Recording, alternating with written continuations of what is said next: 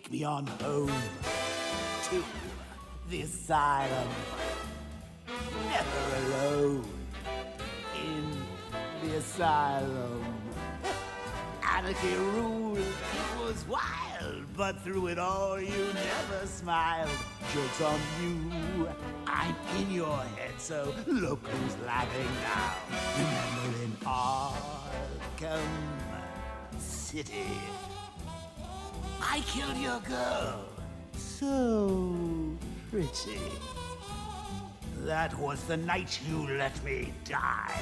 But when I looked you in the eye, that's when I knew we'd be together. Look who's laughing now. I'm stuck in your head and I'm laughing. Ah, I feel you with dread and I can't stop laughing. Your parents are dead and I can't stop laughing. What else can I do? Now I'm part of you. I am the clown, prince of crime. And we've had a hell of a time. You're part of me, I'm part of you. And now there's nothing left to do. I just can't wait till I'm in control. Who'll be laughing then? I drove you round the bend and I'm laughing. I'm with you till the end and I can't stop laughing. I killed all your friends and I can't stop laughing. Oh, yeah. I think I can taste your fear. Now that my time is near, I'm in your blood, I'm so alive. I only wish you'd let me drive. It won't be long till I make you kill. Who'll be laughing then? Barbara's dead and I'm laughing. Ah! Jason Todd's dead and I can't stop laughing. I'm even dead and I can't stop laughing. What else can I do? Now I'm part of you. I drove you round the bend and I'm laughing. I'm with you till the end and I can't stop laughing. I killed all your friends and I can't stop laughing. I'm cock-a-doodle-doo. All because of you. I'm stuck in your head and I'm laughing. Ah, I fill you with dread and I can't stop laughing. Your parents are dead and I can't stop laughing.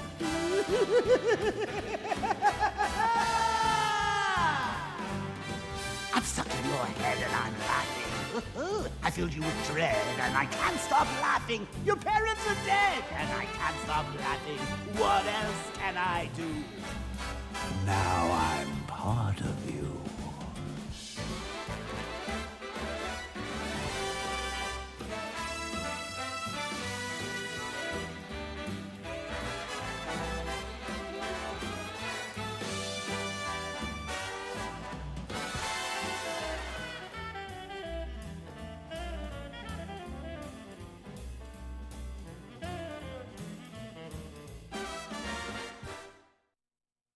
I thought I heard the old man say, leave her, Johnny, leave her.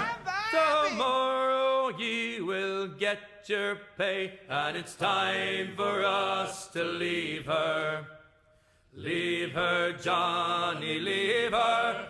Oh, leave her, Johnny, leave her. For the voyage is long and the winds don't blow, and it's time for us to leave her. Oh, the wind was foul and the sea ran high. Leave her, Johnny, leave her.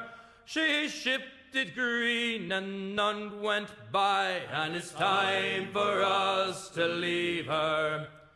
Leave her, Johnny, leave her.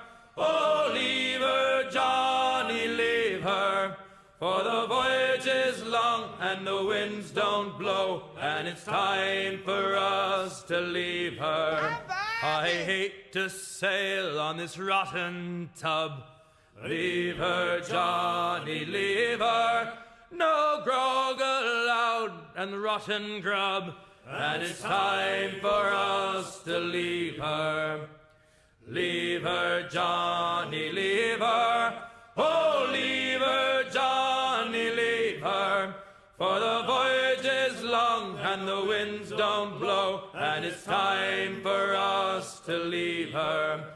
We swear by her oath for want of more. Leave her, Johnny, leave her. But now we're through, so we'll go on shore, and it's time for us to leave her. Leave her, Johnny, leave her. Oh, leave her, Johnny, leave her.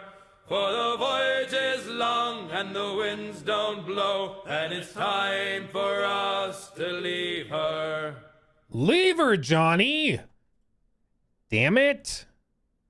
Just do it. Just like get away, man. I don't feel bad, frankly. I'm starting to feel not bad because we've been telling him for a while. And he won't.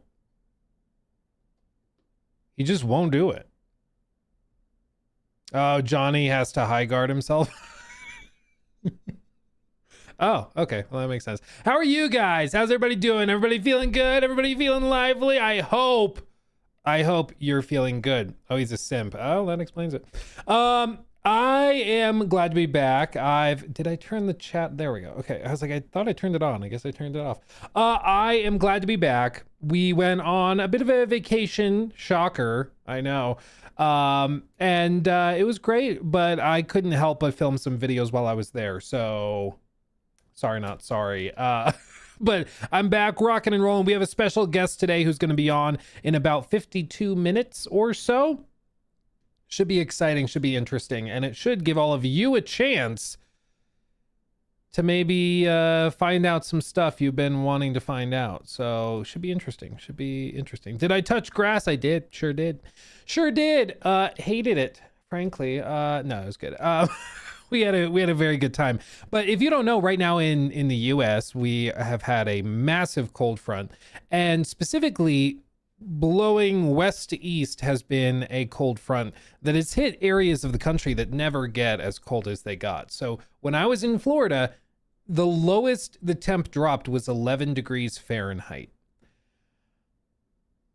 11 degrees Fahrenheit. Florida does not get to 11 degrees Fahrenheit. Like, it just does not. It just does not. It was crazy. Like in Colorado, we get that temp all the time. I was fine. It was a little funny because like it's very cold here. But in Florida, it like once the sun came up and it was like noon, even on the coldest day, it was still like 40, 50 degrees, which for me is like shorts and a t-shirt weather. I've got that Scottish blood in me, so I'm fine. And I've got the thick thighs to prove it. If you don't know what Scottish thighs are, let's just say there's a reason why they invented kilts, okay? Because we destroy pants, just being real. TMI, maybe, just telling you how it is. Thigh gap, never heard of it if you're Scottish. But I was like walking around in shorts and a t-shirt, totally like, oh, this is actually kind of comfy. And bro, it was so funny. Even when the temperature went up and it was like 60 to 70 degrees on one of the days we were there were people there wearing like thick turtlenecks and like the big puffy marshmallow jackets and stuff. It was quite funny. It was quite funny. Because I like one time we had family friends from Texas and they came up to visit us here in Colorado in I was probably in high school. And they showed up wearing like those thick Eddie Bauer full coats with like the furry head piece, whatever. And it was like 65 degrees out. I was like, what are you talking about? Like, it is not that type of weather. But because they're accustomed to it being 120 degrees outside, they needed that to just maintain, which is just funny. It was just very funny how different people have adjusted to it. And I mean, it goes the other way too, where you'll go to a hot climate. Like I remember we were taking a vacation, shocker again. We took like an extended weekend in Scottsdale, Arizona, and Scottsdale, Arizona is a beautiful place, but in the summer, it's not meant for humans to live there. It's just not. Some of you may live in Arizona and you can attest. It's actively like the weather is trying to kill you every single day. It just is. I remember there being a like PSA over the radio in our rental car that said if you're at a red light and like in a construction zone, don't stop your car on the steel plates they lay on the road. You know, when they're doing like they dig down and they're fixing pipes or whatever, they'll lay a big steel plate over top of it on the road until they come back and work on it at night. This PSA said don't stop your car on those steel plates because it could melt your tires. What? It's so hot that if you park your car in the wrong spot, your tires will melt. What are we doing? Like, it was crazy. But it was like, that is another side of it. And bro, what, like on the cold day that we were there, it was like 95 degrees out. And I go out to it was like a restaurant that had like an outdoor patio. Bro, our waiter was wearing a sweater.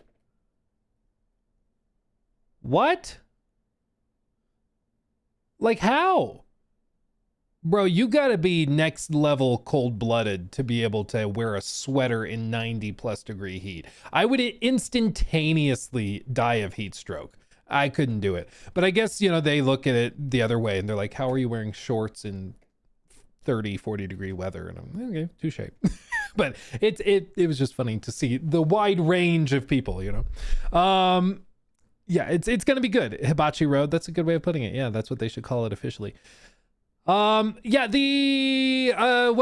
to recap some of the stuff that we went through.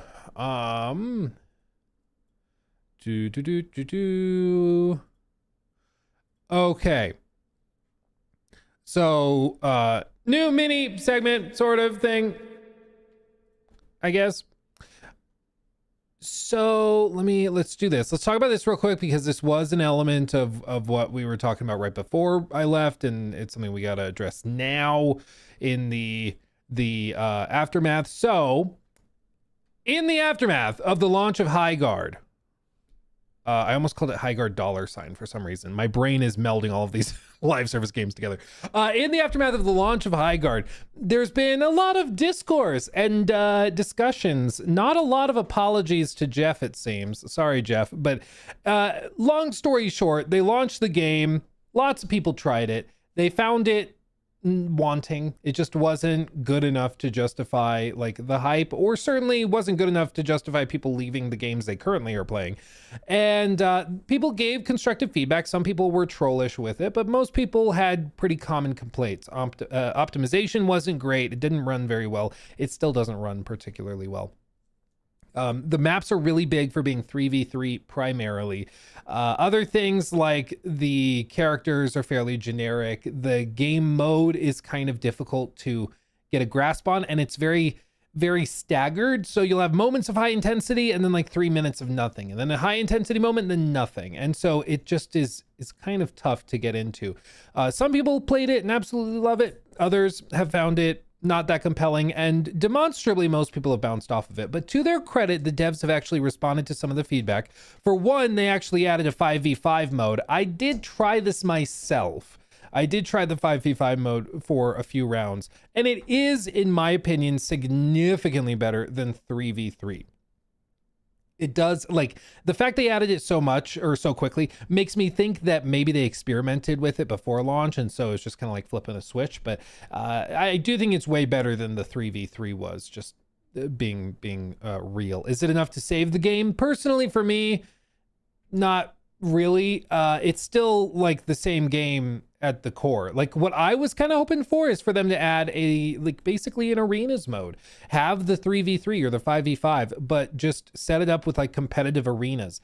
That's something I loved about Apex back in the day when they still did arenas, and they've since dropped that, and it's like there's not really a game like that with that type of movement and speed and versatility and variability of heroes that's the same way. Like, there's other games like, you know, a Valorant where you can get a sort of arena experience, but it's not the same. It's not the same. You know, they're very different, especially when it comes to movement and that type of thing. So I was hoping they would do that. Maybe they will eventually, and then I'll bounce back in and try it. But it's more of a question of whether that can actually work out, right, long term, because the player count has continued to just settle, I think is the definition we would go with.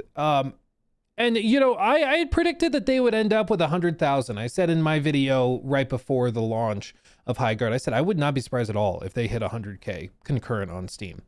Damn close, damn close. But this shows that a lot of people were willing to try it. They were willing to give it a shot. And they did. And they just didn't find it wanting. Now, I'm sorry, I have to vent about this because this is like the stupidest thing I ever saw. People started spreading around like posts and doing like research where they were like, hey, I did some analysis and I found that the longer people have played Highguard, the higher they tend to rate the game on Steam. So if you sort reviews by 5+ hours and compare it to the reviews by players who played less than 1 hour, then it's totally different. You'll see people are way more positive. Here's one of the posts. This is the same guy, ex-IGN, that was glazing Highguard a ton, calling people stupid for saying it looked mid, stuff like that. He said, reviewer playtime, 42.5% of players played less than 1 hour, 27% less than 2, 9% more than 4. Reviewer recommendations by playtime, 1+ hours were mixed, improved from mostly negative. 2+ hours, mixed. 4+ hours, mostly positive. 5+ hours, very positive. And there were fewer than 100 Steam reviews that had played more than 10. Now, the reason what this is being used to describe, and I've seen articles written about this by similar people, is they're saying, okay, well, the implication is that people are acting in bad faith, that the people that are leaving negative reviews are just popping in, playing for 10 minutes, and then downvoting it and reviewing it badly because they're just haters. They didn't give the game a fair shot, right? What drives me crazy about this is that this is literally true for every game ever, I think is the technical description of what's going on here. If you like a game, you will play more of it. Shocker. If you don't like a game, you will play, carry the 3, divided by 2. You'll play less of it. Shocker, I know. If I play Highguard and I put 25, 30 minutes into it and I'm like, you know what, I'm just not having fun, especially being free to play, I'll download it, try it, and if I'm not liking it, I'll just uninstall it. I don't have this like need to put 2 hours into it to see if I wasted my money or anything. I'll just try it, and if I don't like it, I'll uninstall it. You know, low barrier to entry, but low barrier to entry goes both ways. It means you can get in quickly and you can leave just as quickly, right? It's why I said that for certain games like extraction shooters, it may actually be better to have a price tag on it because it's a higher barrier to entry, but that means that people are not just going to instantaneously rage quit if they get griefed on or if they have a really bad first 1 or 2 rounds in the game where they die and lose their stuff. If they paid for it, they're less likely to give up on it because they put money up front to experience it. Whereas, so there's a give and take. There's a pro and con for both sides of it. But in the case of something like Highguard, they needed people to just get in and try it, especially because they didn't really do much to explain what the game even was. So this whole thing, like, yes, it's true. The longer people play, the more they tend to like it. That's true of literally every video game, though. The people who love Call of Duty probably have hundreds or thousands of hours in Call of Duty. The people that played Call of Duty for 15 minutes didn't like it. Does that mean their opinions are invalid? No. No, like it just doesn't. But this is like, this doubles up with another narrative that actually started by Sven from Larian, and he has since clarified his opinion and what he was trying to say. Let me see, where did he go? Is it S? Hold on. Yes, here. Sven. So he said, he made previous posts describing how he thought that games and game reviewers and critics should possibly be rated themselves, like with a Metacritic for reviewers. It kind of seems, I don't know, he might have like I don't know if he's responding to somebody or if that was his own quote tweet. I don't know. But he since clarified it and was trying to say like, his point is not that I have an issue with criticism. My point is that it doesn't need to be hurtful, which I agree. All criticism should be constructive, certainly. But this kind of built on other narratives that were building up in the aftermath of Highguard, where there was this broader disdain for people who didn't like the game, and there were attempts to discredit those opinions as though they were just haters. You know, they only played the game for less than an hour, therefore you should disregard their opinion. No, if I go to a restaurant and I order a soup and it tastes like an armpit, even though I didn't eat the full soup, it's still like my review of the restaurant saying the soup tasted like an armpit is still just as valid as the guy who's like, this is horrible. Glug, glug, glug. I hate it. Glug, glug, glug. Like, that doesn't make your opinion more valuable than mine just because I tried it, didn't like it, and bounced off of it. I can accurately describe my experience with the game.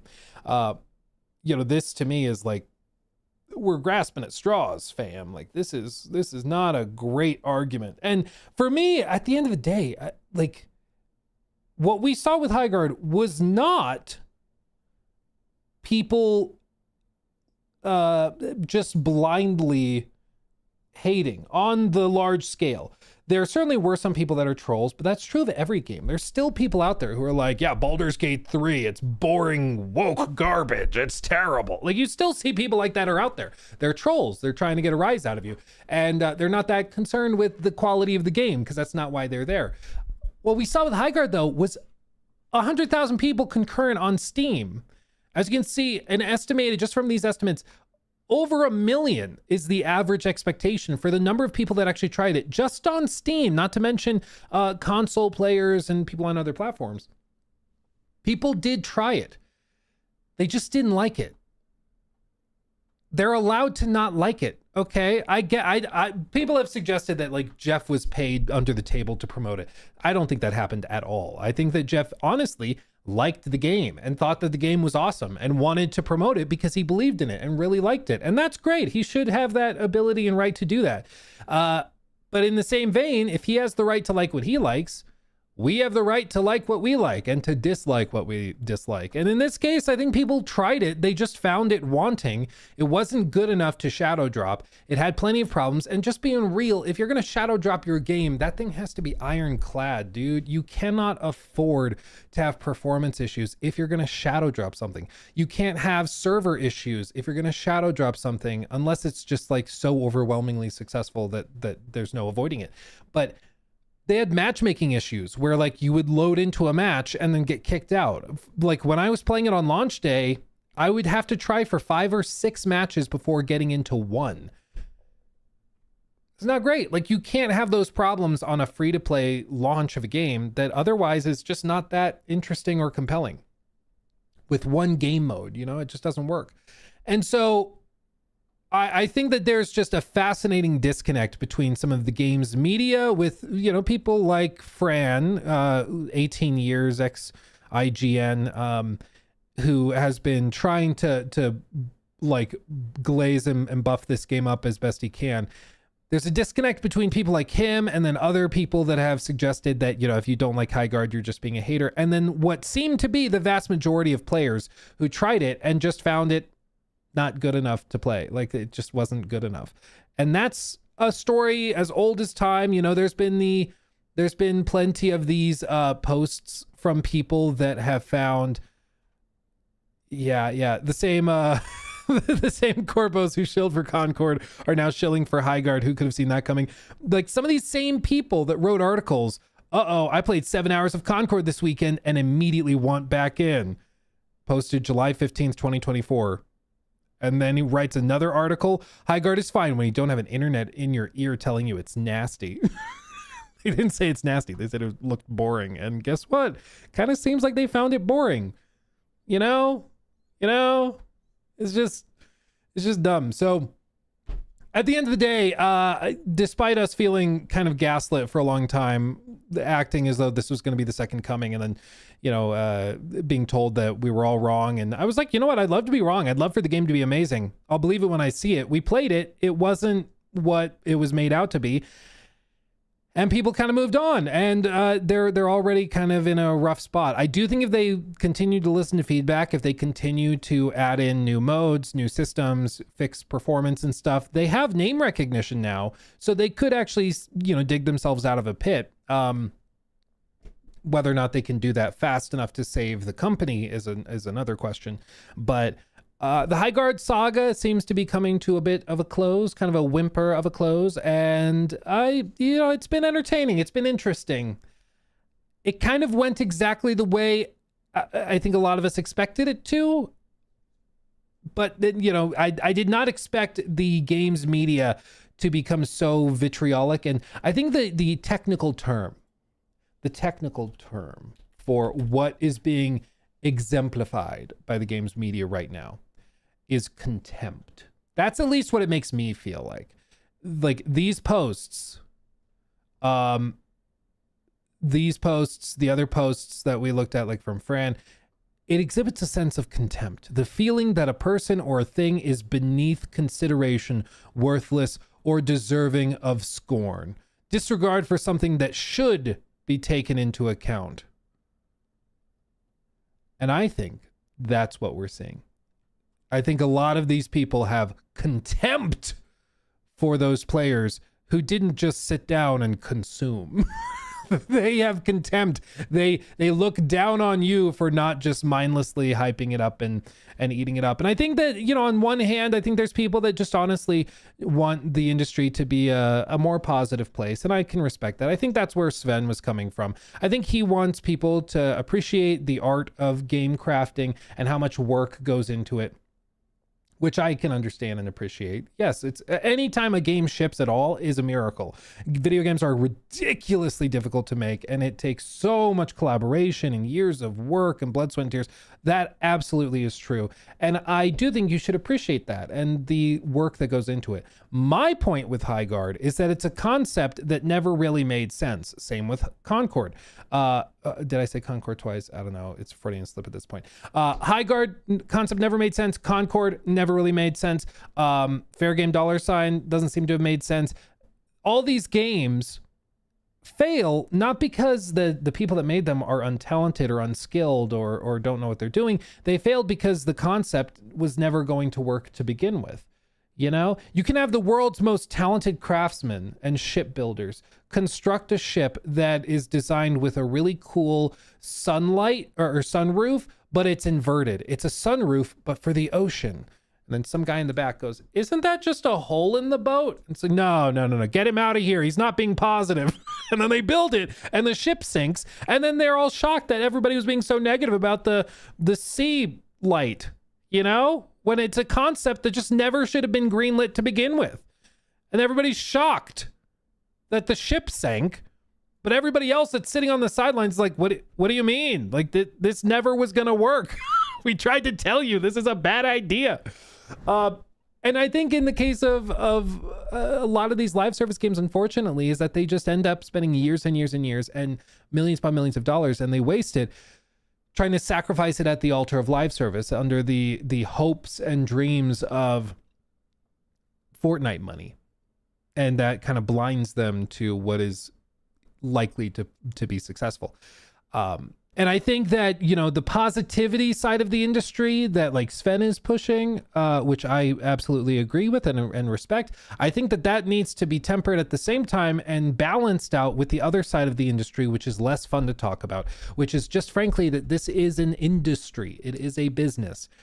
A company that is making a live service game is trying to build a product. Maybe it's initially set up as a free-to-play product where they get you in, but they're still trying to sell you stuff. They're still trying to sell you the battle passes. They're still trying to sell you on the new cosmetics.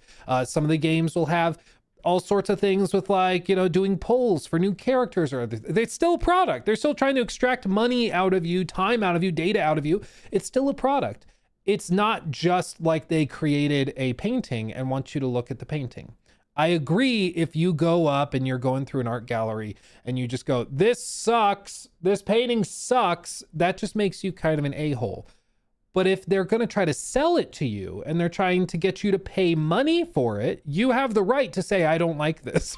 That's okay. It is a product at the end of the day, So I think the Highguard thing was very revealing to see how a lot of the industry tends to handle this stuff. I don't know exactly why the industry reacted so viscerally to Highguard in its defense. I don't know if it's just that Jeff stood by it. I don't know if it was that it was former Respawn guys. Maybe it was that it had enough hype behind it from the Game Awards and from Jeff that people were buying into it. And so with Concord, they never really bought into it or tried to defend it that much. Some of them obviously did, but the whole thing is just fascinating. The whole thing is fascinating. And I do think you saw a lot, you saw behind the veil for a lot of these outlets and a lot of these individual journalists, what they really think of you if you dare to think that something is bad. I think with Jeff, he just honestly liked the game and wanted to promote it. I think it was short-sighted because I think that most of the negativity around the game came from high expectations that were pretty much entirely front-loaded by the Game Awards placement. I really, truly, honestly believe if it was put in the show, but halfway through, mixed between a bunch of other stuff, I don't think any of this would be happening now. I don't think any of us would be talking about Highguard at all. But I also think the player count peak would have been nowhere near 97. I don't think it would have been anywhere near this. Maybe like 5K. I think they would have started here and, they might still be here, but I think they would have started here and wouldn't have reached this peak. So in a way it worked, but I think with increased scrutiny comes increased expectations and higher standards, and demonstrably they did not retain the players. Those players did not find the game compelling enough to stick with it. And before Highguard launched, I brought up the comparison of Evolve, and it seems like that comparison has just held more and more true as time has gone on. Look, shout out Old School Destin, shout out. But they showed this play chart back in the day, and I think that that's pretty much what we're looking at. I would imagine maybe if they add arenas, you could see a spike like this again. But this is effectively what's I think happening right now for Highguard, is that a lot of people tried it and they just didn't find it particularly good. And so they've just moved on. And because it's free to play, Evolve was a paid game. It was a full price game. But because it's free to play, it means a lot of people can just get in, try it, move on. And that's where we're at. I asked some friends of mine, we had a game night when I got back from Florida. And I was like, hey, you guys want to play a game? You guys maybe want to try Highguard? They're like, oh, dude, I saw some videos. I tried a few matches. I'm good. Let's do something else. You want to play No Rest for the Wicked? Like we moved on to that. So, and I think that's where a lot of people are. But yeah, the Highguard thing, it's been fascinating. It's been fascinating. Maybe they will blow us away. Maybe they will, pull a rabbit out of the hat and surprise us and wow us with something totally crazy that makes it a whole new thing. I don't know, but time will tell. I'll believe it when I see it. Anyway. Real quick, let me catch up on all of these. Thank you guys for the super chats and stuff. Caleb, thank you for the 19 months of membership. It's 12:02. Luke, care to explain to chat and your guest why you were late? No. I totally was not trying to start the stream because I forgot to turn on my camera and lights. I'm sitting in a dark room and I'm like, why isn't the camera showing up? I'm a little mentally fried. Redhead Jack, thank you for 19 months as well. I only need to taste something once to know if it's shit or not. Well, exactly. It's the idea that you need to put 5+ hours into a game, otherwise you're just being a hater, is patently ridiculous. Like, it's patently ridiculous. Okay. And it's the same thing I was mentioning before we started on the Highguard stuff. Like, it's so entitled. Like, you're not entitled to my time as a gamer. You're just not. Okay, if you make a game that's really good, you're still not entitled to my time. You have to earn it. You have to deserve it. And maybe that comes through hype. Maybe that comes through heavy marketing or whatever. But you're not just blindly entitled to it. You have to earn it. And I think that, a great example of a game that's earning that excitement is like Crimson Desert. They've been doing a ton of promotion. They've been pushing really hard for it. And they have steadily convinced more and more people that this looks like it's actually like a real thing. This is kind of crazy. But with Highguard, it just never really clicked. I don't think that they earned it. And then everybody in the industry was acting like super entitled. No, you need to play it. Otherwise, you're just being a hater. And it's like, shut up. Shut up. You know, how about shut up? You know, it's crazy. I don't know, Luke. What if I were to tell you you're bad if you don't like Highguard? What if we just bully you into liking it? Well, Destin, you bring up a good point. Maybe that would work. But isn't that kind of what it started to feel like? Didn't it start to feel like they were just like, no, you're going to like it. Like it. Shut up. Like it. Stop being mean. Like it. And it was so weird because so many, it's why like Detective Seeds tweeted at Jeff and asked him, bro, do you have like an ownership stake in whatever Wildlight in the developer for Highguard? And he said, LOL, no, absolutely not. And initially it's like kind of funny, but I'm like, bro, if people have to ask, do you own part of the company? Because so much of your glazing doesn't make any sense because it's so different. Like the way he was talking about it was so disconnected from what the average gamer was seeing when they looked at the game. It was like, this doesn't make sense, dude. What do you know that we don't? And it just looks like at the end of the day, he just liked it. He's one of those 5,000 players that's playing it, that likes it, when everybody else kind of moved on and gave up on it. And that's fine. You're allowed to like games that other people don't like. That's fine. But it was the gaslighting and the contempt that people expressed for those who didn't feel the same way that I was kind of grossed out by. Do you have some ownership in Warhorse? Dude, I wish. I think they're going to keep making tons of money. Shout out Warhorse. If you want an investor, I can't give you much, but if I could have some of the company, I would happily take it. Tell you what. Oh, baby. I love Warhorse. But no, I've not been fortunate enough to own a stake in Warhorse. Let me see. Dude, thank you for all of the followers over on Twitch, my friends. Thank you. Arthur, also thank you for the sub with Prime over on Twitch. Thank you, my friend. Thank you. I'll continue catching with these real quick. At Zemzima12 donated £19.99 through Super Chat. Thank you. Hi, Luke. I don't know if you've addressed this already about what Swen said about scoring reviewers. On one hand, I sort of can see the value in that, but feels like they would suppress almost critical reviews. I feel like they would suppress almost critical reviews they don't like. Well, I think that inevitably, I think a free and open press and media is very important for the consumer's sake.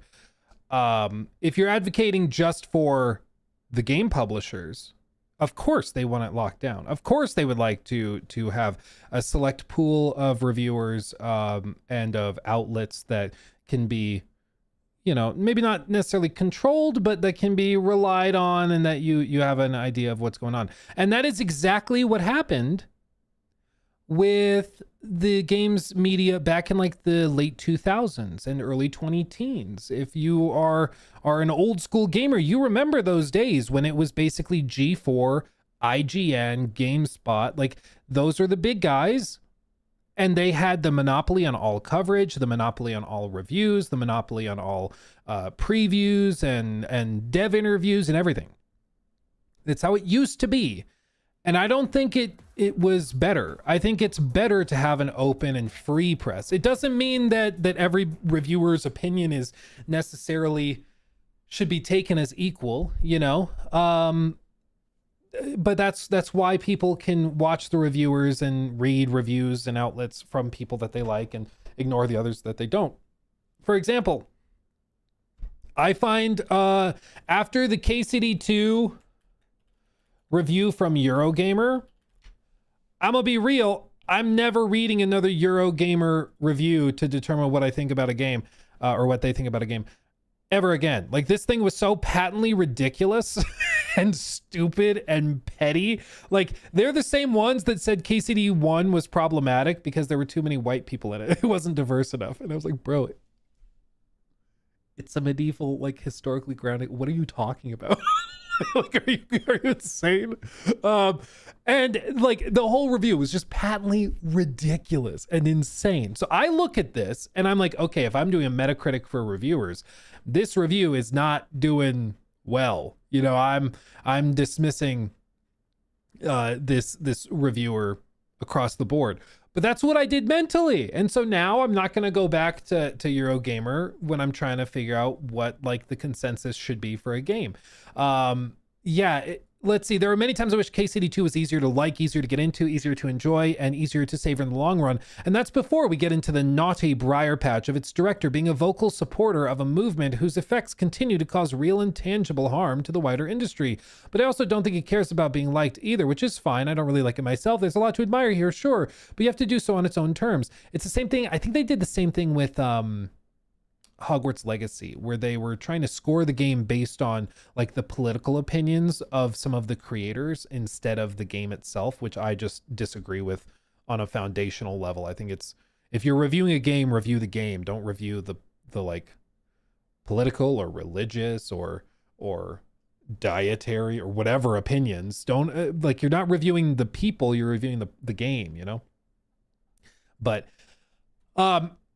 I understand what he's saying, and I think what he's doing is he's trying to say, hey, we should like not take super seriously the reviews of people that are just rage baiting or just being haters. But I think that if you open that door to censoring reviews that you don't like, that's a slippery slope. And I'm going to be real with you, okay? Are you ready?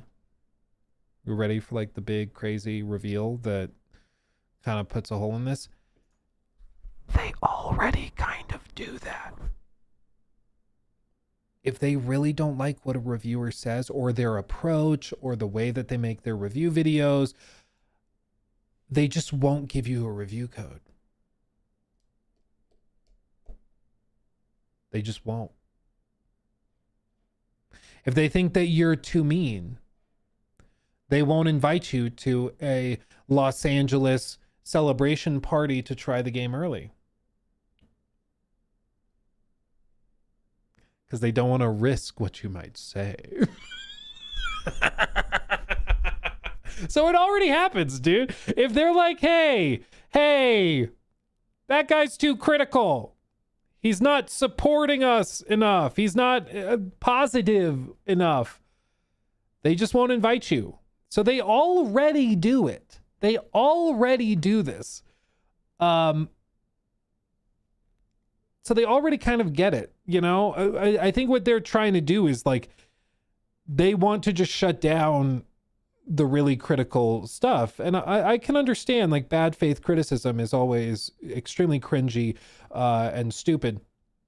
But that's why you're allowed to dismiss it. There was a case, for example, what's his name?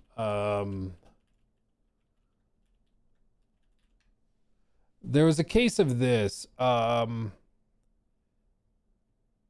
Yeah, Alex actually did a clip on it. But there's a guy that's known for like rage baiting specifically. Like he'll just make videos trying to rage bait clicks and stuff. So I'm not going to click on his video. I'll click on this one.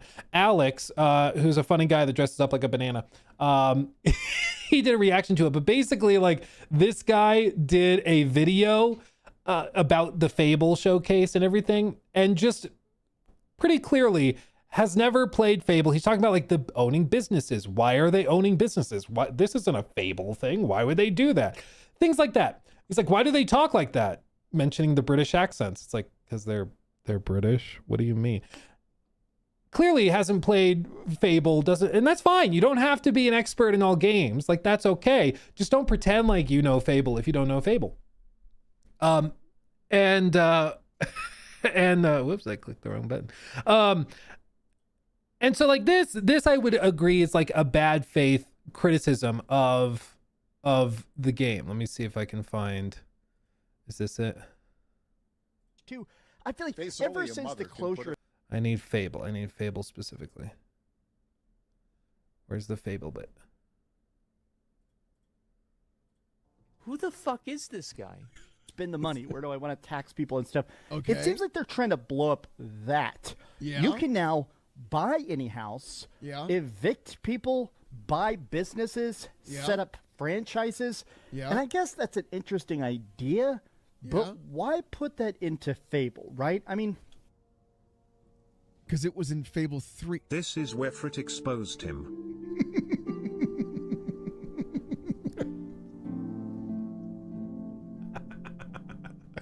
Yeah, that's a problem. That's a problem. So like, if you're gonna make bad faith criticisms when you don't know what you're talking about, Previous games, because even in Fable 2, God, it was so long ago when I played that game. Even in Fable 2, you could buy shops, right? Or am I wrong? I never played 3. I feel like in Fable 2 you could buy stores and you can own those stores and you can own houses. it's like a classic Fable thing. Yeah. Even in Fable 2 you could do that. So why wouldn't you add that in Fable 3 and then expand on that, because that's what it would do it in. And so the point is that by being like, why would they add that to Fable? It shows that like you're pretending like you know Fable and that you've played these games and you're upset with it because it's not like a Fable thing. But this is like as core to Fable. It's like if you saw a trailer for Fallout 5 and you're like, they have this new system where you can kind of freeze time and then aim at specific body parts. Why would they add that to Fallout? And it's like, bitch, that's like the VAT system is like old. What are you talking about? What are you talking about? Like, it would immediately invalidate your opinion because clearly you don't know those other games, which is fine, but don't pretend like you do, right? And so in this case, I think like dismissing this type of feedback and this type of criticism makes sense. I think that's bad faith criticism. It's not being done to like honestly evaluate the game. It's being done to rage bait clicks and farm engagement. So I think that makes sense if you're trying to like cast that aside, put that in a separate bucket. But I think that's also why you don't see somebody like him invited to like review events or preview events and stuff, because it's not something people take seriously, you know. Thank you, King. At KingS0MPZ donated $10 through Super Chat. How do you feel about multiple characters on Crimson Desert? I have thoughts, I have questions, and guess what? Guess what? Spoiler alert. Our special guest for today that's joining us in about 10 minutes is the one and only Will Powers. PR from Pearl Abyss. The guy behind Crimson Desert's marketing in all the US markets and everything. He's going to come on and actually be able to talk with us, specifically answer questions about Crimson Desert. So if you guys have questions, if you guys have anything you want to know about the game, get those ready, because we're going to be able to ask him directly. Destin also, shout out Destin. He did a great interview with Will a few days ago as well. So you should check that out if you want info about Crimson Desert as well. But we're going to be able to talk to him all about it. And this, you know, is specifically in the aftermath of what they revealed a few days ago. So if you missed it, I made the video at the resort talking about it, but they had a big feature overview video they posted. It's about 15 minutes long and it goes through a bunch of new gameplay, like snippets and clips and stuff. They're showcasing a ton of different things. And they give some story background and all sorts of stuff. But this is the latest content drop they have. And so Will's going to be able to answer questions about it. And in this gameplay and overview that they shared, they also showed off. Where's the snippet? Is it? Where is it? Must be back here. They also revealed that there's additional playable characters. So that was something that was rumored for a while, going back to the MMO roots of the game. But they've actually clarified that no, there are multiple protagonists in the game. And as you play through it, you will get access to them. And they have their own skill trees. They have their own unique capabilities and stuff. Bro, look at that Vista. Oh, baby, look out, Windows. There's a new King of the Vistas in town. It looks pretty Gucci. Looks pretty Gucci, as they say. So we're going to talk about it. We're going to go through it. It's kind of crazy. Q, why is it called Crimson Desert? Well, you know, one of the things that was revealed, so there's 5 regions in the game. I believe it's 5. And this is what's breaking my brain. the the Crimson Desert, as I understand it, is like this area over here. Crimson Desert, that's just one of the regions. There's like 4 others. Okay, so my personal theory, and I don't think that we'll be able to talk about this because I don't know if he knows, but my sneaking suspicion is that when this was originally greenlit as an MMO, the idea was to start the game in Crimson Desert. And then as the game built out and grew, it started expanding. And I think maybe some of the additional regions that are now in the game like started as maybe year 2, they were going to expand, do a big expansion to the map, adding that area. But now all of that's just in the game. That's kind of my sneaking suspicion. But it should be really interesting. We'll be able to ask him some questions. Obviously, there's stuff that they're going to still reveal. They have a month and a half because it's March 19th it drops. So they have plenty of time to still do reveals. And my understanding is that they're going to be doing like progression. They're going to have one of these videos on progression, so like skill trees and stuff. So he's not going to be able to go into that today. They also have a video they mentioned at the end about, I think, life in Pywell, so life on the continent that you're exploring. So like NPCs and some of the world building stuff they'll talk about later. So there's some stuff that obviously he won't be able to get into, but it should be really, really interesting. Okay? Should be cool. Should be cool. Let me finish catching up on these real quick before we give him a call. Where did I leave off? Okay, Caleb, thank you for the 10. It's annoying because they'll do the opposite as well. Oh, you hated the game? Then why didn't you play 30 hours? No, exactly. And this is a classic thing. They did it with Starfield as well, I remember. People were like, I gave up on it after 10 hours because I got bored. And people are like, okay, well, it only gets good after 50 hours. So you're being a hater. And it's like, what are we doing? What are we doing? Owen Knight, thank you for the 10. The days when AAA and adjacent developers could just take for granted that people would open their wallets are over. You want more positive response, make a good product. It really is that simple. Well, and you can flip the narrative very quickly. Even now, like the sentiment around Marathon is shockingly positive considering where they were a year ago, or I guess a little less than a year ago.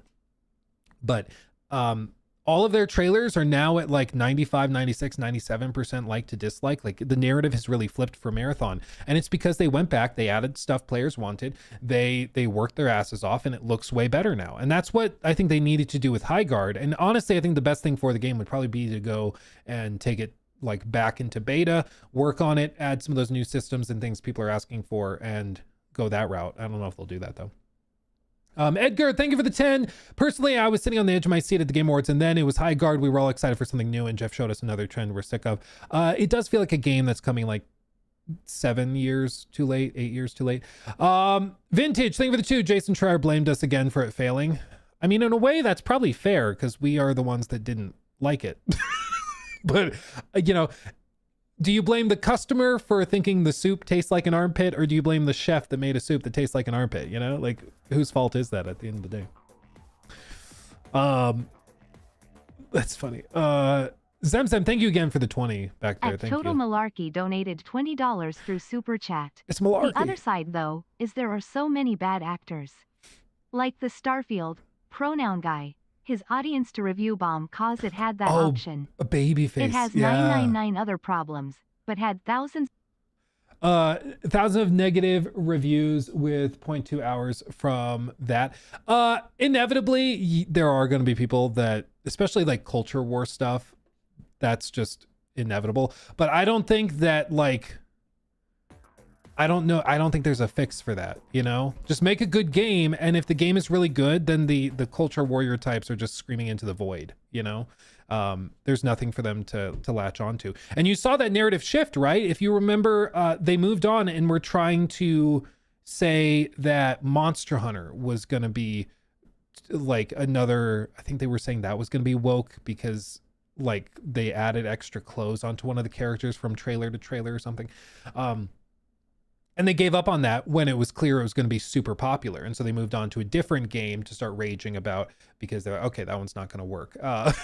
And so I think if the game is good enough, they'll just move on. But I don't think that you can just like blindly like lock down Steam reviews or something to fix that. That's just an unfortunate reality of the industry, you know. There's going to be people raging. KCD2. Oh, you're right. It was. They did try to get on KCD2. Yeah, they tried to move on to that, and then that game ended up being baller. Shout out KCD2 Game of the Year 2025. It was freaking awesome. Freaking awesome. Let's see, Zach. Thank you for that. 5. With the rumor that GTA 6 will only have digital copies for release, can you see other game developers doing the same to stop leaks? 1000%. I think that Ubisoft wish they had done that for Shadows. And yeah, hate to say I told you so. Who am I kidding? I love to say I told you so. Told you so. If you don't know, there's reporting that GTA 6 is going to not have a physical release at launch. It will come later. That's something I've been saying for like a year and a half to 2 years. Because obviously, if people were willing to break into warehouses and steal copies of AC Shadows, dude, they're going to burn the whole building down to get to GTA 6 if it's in a warehouse. So I'm not at all surprised, and I think it's going to be very commonplace for sure. Luffy's Requiem is almost here. Live action trailer is up. I did see that. Maybe we'll check that out later. And then King Stomps, thank you again for that 10. How do you feel about multiple characters in Crimson Desert? Yes, we're going to talk about that. It's going to be baller. We're going to talk about it here in just a second with the one and only Will Powers. Still Danny, thank you for the 10. Still Danny 712 donated $10 through Super Chat. Do you think the Xbox financial issues are having an effect on ES6 development, or are they just taking their time so the game is massive at launch? I don't think it's directly affecting it. I think that Bethesda's one of the few companies that probably is actually hitting the margin requirements that they have because of the Creation Club. So I think that they are probably, honestly, like one of the few companies that Xbox is really happy with, because they have a solid team. They work for a while. Their games have a ton of players at launch, and then they have a long tail with Creation Club and paid mods from their hardcore fans. So I think that Xbox is not worried about Elder Scrolls 6. I think Phil more so than ever knows that needs to live up to expectations. If that flops, that's going to be a problem. So I think he's going to get plenty of time to work on it. Okay, it is time, my friends. Time. What's that announcer for the UFC? I can't remember. Bruce something? Bruce? It's time. That guy. I'm going to, just a heads up, I will catch up. Bruce Buffer, thank you. I will catch up on all of these super chats, okay? I will. I'm going to mute them while we talk to Will so it's not disruptive, okay? Okay? Fair, and then I will catch up. So you don't give me money while we're doing it, okay? Because it won't alert. I mean, you can if you really want to. I won't complain, but just be aware. Let me do this. Virtual camera preview. No, I need scene phase 2. Boop. Okay. And then we should be good. Let me again pause alerts real quick, and we'll get Will on here rocking and rolling. Okay. Everybody be on your best behavior. We have a guest in the house. Voila. Boop, boop, boop. Let's do this. Pop out the camera. Pop it over here. There he is. The man, the myth, the legend. There he is. Hold on. Oh, I didn't know we were wearing sweaters today. I should have changed. Yeah, I forgot to send you the memo. That's my bad. Bro, it's code sweater. Get on it. Oh, man. This is awkward. I wore my Ocarina of Time launch t-shirt today. Oh, wow. That I cut the sleeves off. It's my gym shirt now. So that's amazing. I'm kind of jealous, honestly. I actually have a pile. It's just outside camera. I have a pile of novelty t-shirts I pull out whenever I'm feeling whimsical. Some of them have been sent by fans. They're mostly memes about the Last of Us TV show. I'm going to be real. Oh no. But it's okay. Okay, well, thank you for being here. Thank you for doing this. I know we're all excited to talk turkey about Crimson Desert. So I appreciate the gosh darn heck out of you. Of course. Yeah, I mean it's I'm doing the rounds. I'm surprised I still have a voiceover this past week, but at the same time, like, it's important.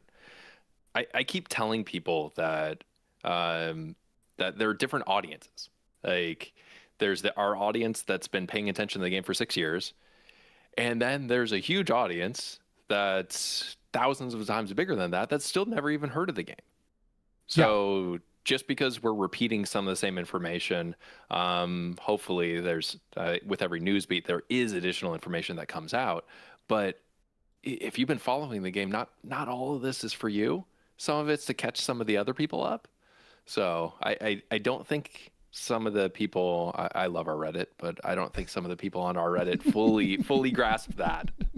Yeah, well, and I was telling people before we hopped on that some of the stuff that you know I'm gonna ask you to just give a rundown on, they're probably familiar with, and I'm sure you've given the answer 16,000 times.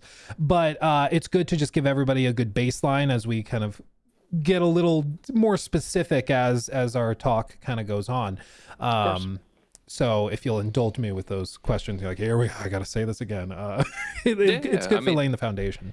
You've talked to me enough. Like, nothing's off the books in terms of what you can ask. However, there's some stuff that we are holding back, either because it's literally not finalized yet, or because it's still in a beat that we have planned prior to launch. Absolutely. So, I do commit that I will never give you a non-answer of no comment. I'll talk around things, but I will never shut any question down. Okay, perfect. And I think that's fair. And I mean, of course, for everybody listening, there's things like, if we ask you about like performance targets for console, that's still in flux. You guys are still working on that, so it's not like you can come here. Yeah. And just to be clear, because this is one of the pain points that came out over the past week that I was talking about, that's not because we're hiding it. Mm-hmm. That is, like, to be very clear, we are not hiding performance targets. I just don't want to talk about a number that is not finalized yet, because it can get better. If we release a hard empirical number, then that becomes the news. So optimization, this is standard for all video games. I forget, working and publishing for 20 years, that there's some things that are endemic and understanding work in this space. And this is the final step for every game ever that's ever been released in manufacturer's optimization. So this is completely normal standard thing. However, in this phase, a game goes from good to great. This is the phase where a game really becomes and sings and shines.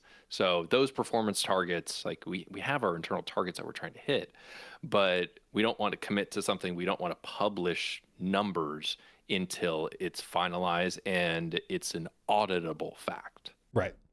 Well, and I think that, to your credit, you've been making the rounds. You've been talking about the game. You've been at, freaking every show, every conference, letting people actually try it. And I think it brings us to probably one of the first things I just want to ask you, which is probably the most common thing I've seen people bring up with Crimson Desert. You know, it's just simply the claim that this looks too good to be true.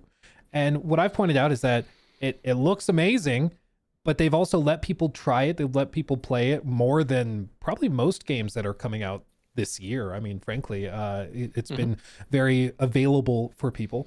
But I'll throw that to you, let you answer it. People say this game looks too good to be true. Is it? And to be fair, this is an internal battle that we have too. We see the comments on the internet about, you guys are releasing too much information, too much footage, like, leave something to be discovered at launch. There's internal camps on our side that, like, we debate those things as well. There is so much in the game that we still haven't talked about and shown.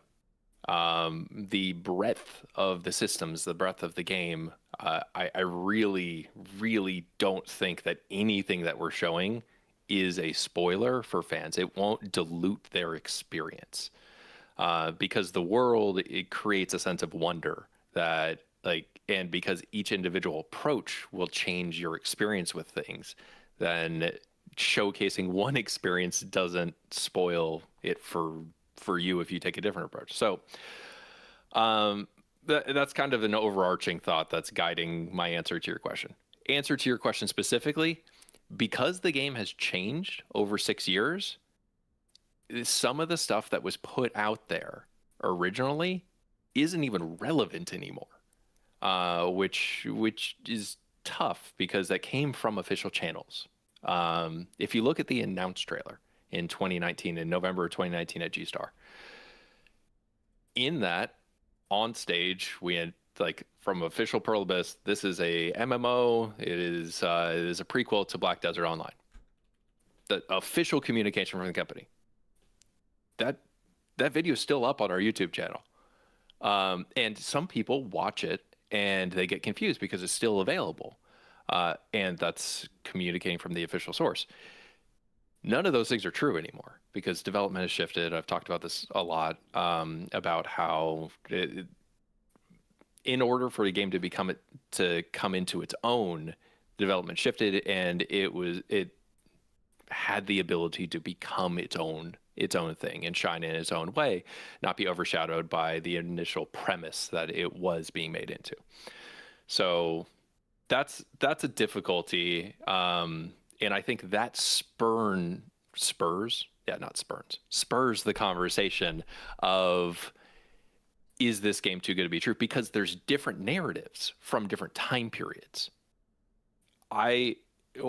While some of the information from years ago is still accurate and is still relevant to this game, pay attention to the past year. Mm-hmm. Just if you're looking at marketing, if you're looking at videos, pay attention to Gamescom 2024 50-minute gameplay reveal and forward. Okay. Are there anything before that? Just ignore that. In all fairness. Well, it's changed so much. I mean, 6 years for a team as big as the team that's working on it. Right. It's just, and assets that came before that, like some of the stuff in there, you're like, it can encourage the conversation of, oh my God, there's everything. There is a lot in this game, and I think that it's natural to have that. It's natural to have some hesitancy to fully buy in to something, because I've never fully played a game like this. I've never worked on a game like this, so this is very fun and exciting to me too. But everyone's been burned so much in the past that it's natural to have some hesitancy when people are saying it. That's why I think, to your point, we're not just saying believe me, we're saying play it. Play it for yourself, for extended periods of time, at multiple touch points, and then let's talk about it on top of that. Right. Well, and I mean, part of the discourse around this looks too good to be true, I think, is also just, you guys show some gameplay, some sweeping vistas, particle effects, the graphics, the scale of what you're trying to do. And I think a lot of people, and you and I talked about this before during our New Game Plus showcase interview, I think people look through the lens of what they've experienced. They look through the lens of Unreal Engine, for example, or the Creation Engine, and they say, well, to do this, it's going to run like X, Y, and Z. It's going to have these stutters because Unreal Engine games have those stutters. But you guys are using a proprietary tool set that you built for this. Could you speak a little to that engine, how that came about, and what its capabilities are? Yeah, I sat in a long, multiple discussions during GDC this past year, where the tech team behind the engine spoke at length about it. So I'm actually pretty well informed on this topic. But so when they started making this engine, they wanted to make an engine from the ground up that was built to create open world games. UE5, we love our partners at Epic. They make an incredible engine. I've worked with UE over the years, and one of the common critiques is that specifically open world is hard to do historically on UE. because of various reasons. I've not commenting about UE5 or anything about that, but historically that has been the case. That is difficult to do open world well. So there's cheats that you do with camera angles in order to reduce draw distance and the amount of assets on screen, LODs specifically, on screen at the same time to reduce the resource load. But with this engine, it's designed from the ground up to focus on creating these open worlds. So with that, you don't have that same one size fits all approach where this is tailor made for this type of experience. Where that becomes important is for resource optimization, specifically in how those LEDs, those level of details, are prioritized within draw distance and rendering. There's very, very technical terms about how they do it through our own proprietary technologies combined with great middleware partners to be able to make all of this possible and seamless in an open world. But it becomes not noticeable, and like, which is funny. And the devs are they're such perfectionists that when I look at other open world games, and I played the final versions, I was playing Yote or CDPR, I was playing Cyberpunk, just to kind of, I want to compare launched games with where we are in development. And I'm seeing pop-in. Pop-in is just a thing that happens in open world games to a certain extent. The huge difference is it immersion breaking? So I think we'll never say that we've solved the problem of pop-in. But because like in open world games, like that will just be a thing just because of the size and scope and scale of everything on screen. You'll notice it can be noticed to a certain extent. But is it immersion breaking? That becomes the kind of the grounding question. Sure. And we should compare like to like compare launch games to launch games. And to your specific question of technologies and like, are they able to do this from an optimization standpoint? Consumers are used to what you said earlier. Consumers are used to what they've seen and what they know, and UE5 is what most people know. This would terrify me if it was running on that engine. it's just not, again, like a still screenshot, no problem. Like it could render that, like it's just no problem. But panning the camera on those vistas with those thousands of LEDs, those trees loaded in, and then diving from the abyss down with no loading, that's scary. That's and it's because of how the team optimized and what their focus was in the technologies. It just kind of works. Yeah.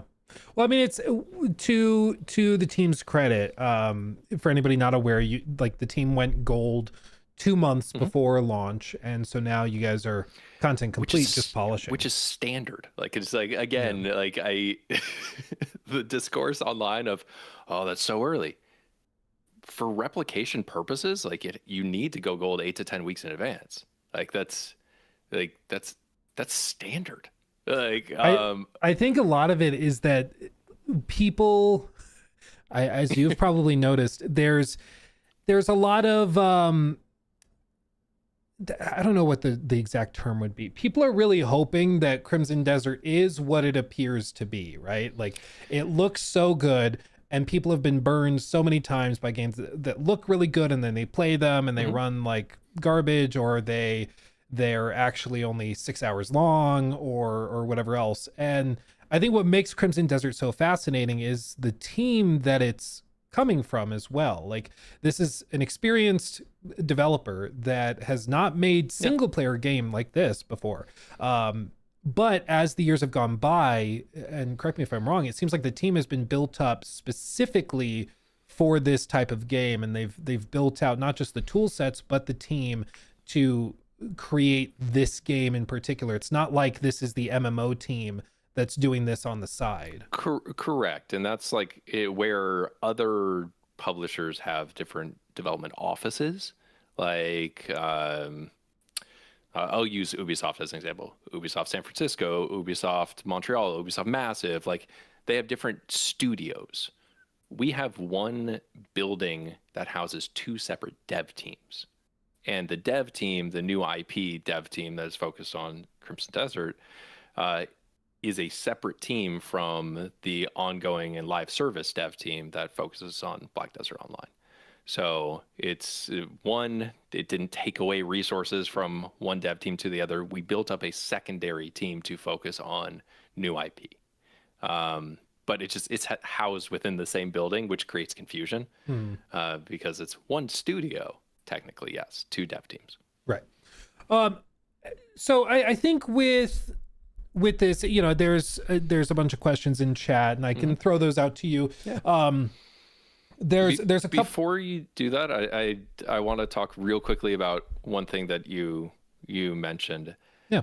We've been very, very careful. We don't want to overhype something beyond expectation. So when we talk about this game, we're relying on direct experience. You play the game, you played it at SGF. You sat right next to me playing it at SGF. We're taking it to showcase that.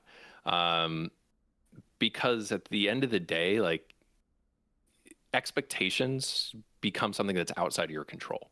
So we want to set, like, this is a massive game with all these systems, and it's built upon, like, how do you have fun in this sandbox world? But it's reliant on people's experiences. So when I talk about the game specifically, I'm not going from, like, this is trying to overblow something. I'm talking about literally my experience playing the game very often, because that's going to be the closest parallel for players about what they're going to experience.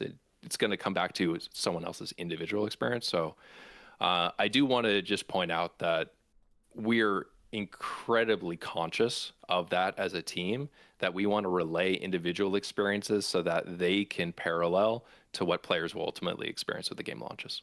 Sure. And I mean, anybody who knows me knows I appreciate an attempt to not overhype something, because it's a blessing and a curse. And I find that I can only imagine how difficult it is to be in your shoes, where you're trying to, like, both get people excited for the game, because that's how you sell games, that's how you get people to play it, right?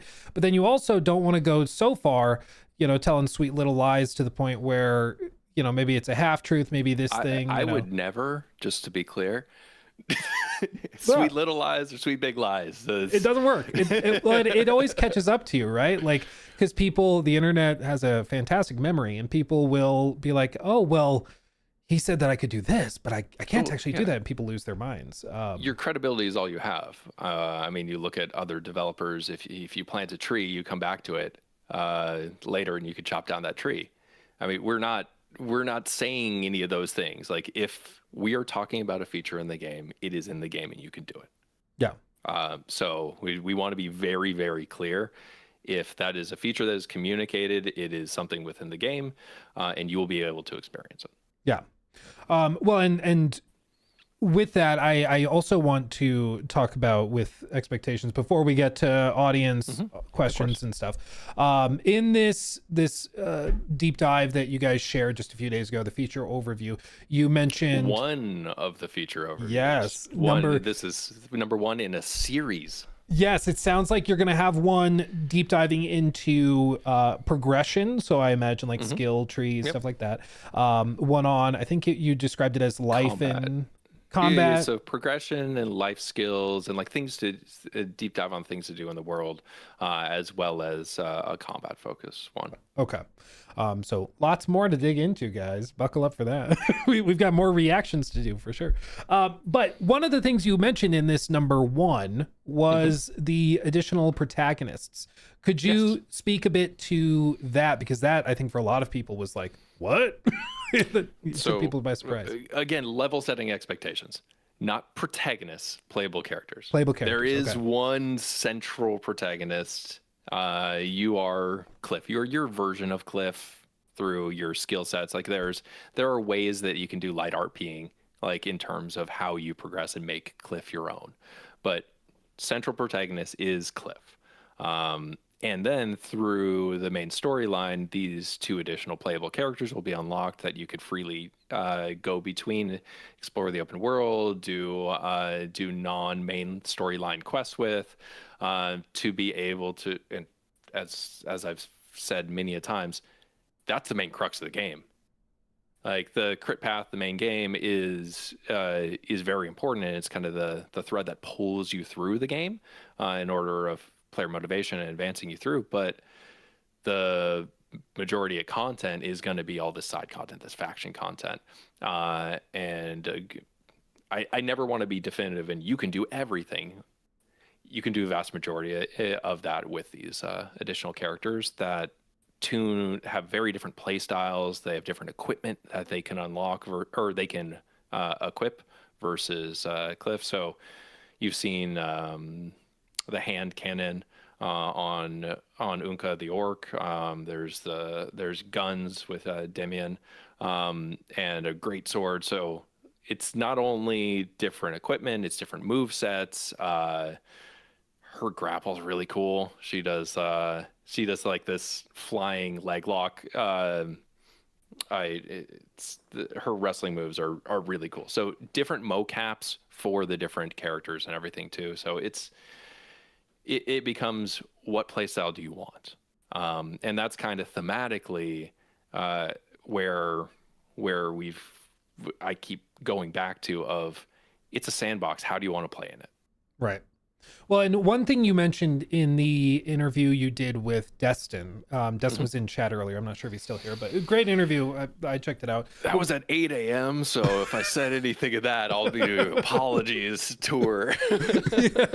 Well, it was very good, and there were a lot of good tidbits in there. One of the things you mentioned, though, kind of off the cuff, was how you've had the, of course, chance to play the game a good amount yourself over the last handful of weeks. And one of the things you said was that you got through the story, and then you realized that there was stuff that, as a member of the team, you knew was in the game that you had quote unquote missed, right? And for me, I love the idea that I can play an open world game and not every little bitty thing is being force fed to me, or my hand isn't being held and dragged over there. So could you speak a little to like the idea that the world, like how they've built out the world such that there's so much that you can miss it, and that, you know, you're not trying to force feed everything to everybody. Everybody's going to have different experiences. Yeah. Well, I'm just going to repeat what you just said. No. Yeah, ditto. Yeah. I don't want to compare it specifically to any one game, but that particular element reminded me a lot of my own experience in Elden Ring. Where after I beat Elden Ring, I was looking online because I don't want any spoilers while I'm playing a game. And someone talked about the town of the living pots. And there's a huge thing about how this was the most moving thing for this particular writer that he experienced in the game. I never even found that place. Like, this is a huge thing. It was the most important, most impactful thing that he saw, and I didn't even know it was there. It was that for me. That was my experience, where it's like, oh my God, like this, I just didn't do this quest line because it wasn't overt. It didn't hit me over the head with it. It was one quest that it started in one place, and that started the branching path, or the path for this quest, and I just never took the first step. And that guides you to a whole new area. It unlocks your ability to visit that area. Without this quest line, you're forbidden to enter this area. You get thrown out. So your own personal path and progression can change the areas you explore and ultimately your experience with the game, which I find to be really cool, especially in in a game with a set storyline and plot and ending, that each player's experience can be drastically different.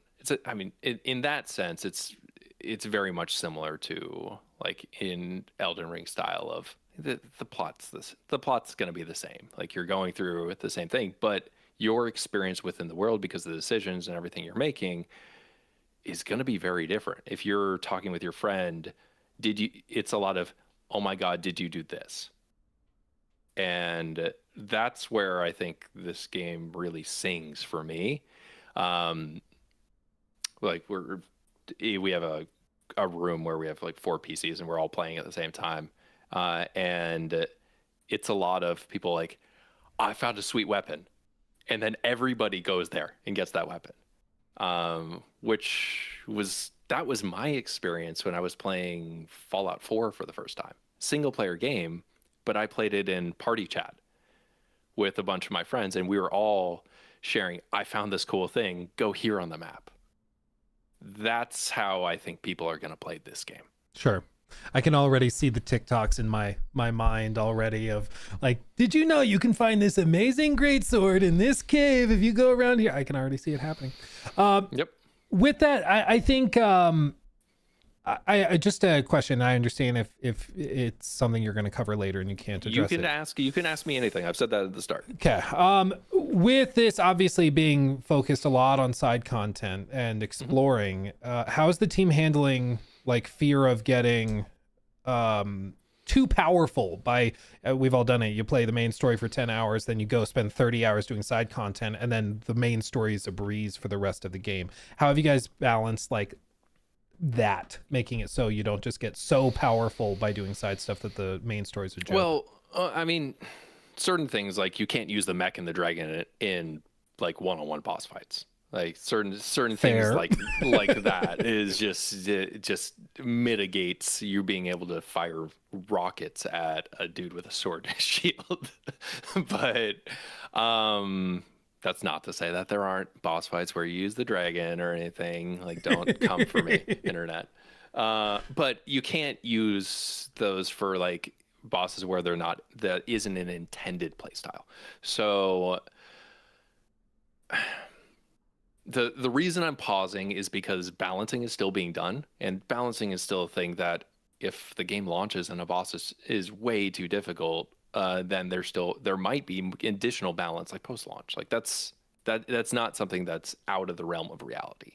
But there are currently systems within the game and ways that you can craft items and materials by preparing in advance to make even very difficult challenges a lot more approachable, which is, I think, really important. The way I phrased it is there is no moment where you just have to get good and you're just beating your head against a wall.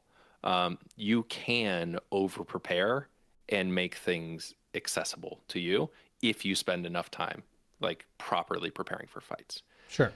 The opposite is true but I don't think in my personal experience, I never had in the boss fights and the kind of progression gatekeeping instances, I never had a moment where it was too easy, even like hyper leveling up. So I haven't personally experienced that yet. I think that sure, you probably can if you crazy over level, but again, your level is gear based, so there's smart ways of limiting how much you can advance your upgrade of your gear by changing the material requirements at certain thresholds of materials that are only in that area that you're in. Right. And to get to a new area, presumably you have to progress in the main story, and that kind of steps you through. Yes. It's like, so that's how it's managed to make sure you're not just like, cool, I'm gonna upgrade my starting weapon to level 10 and just wail on dudes or whatever. Yeah. In my experiences, it has balanced really well. All right.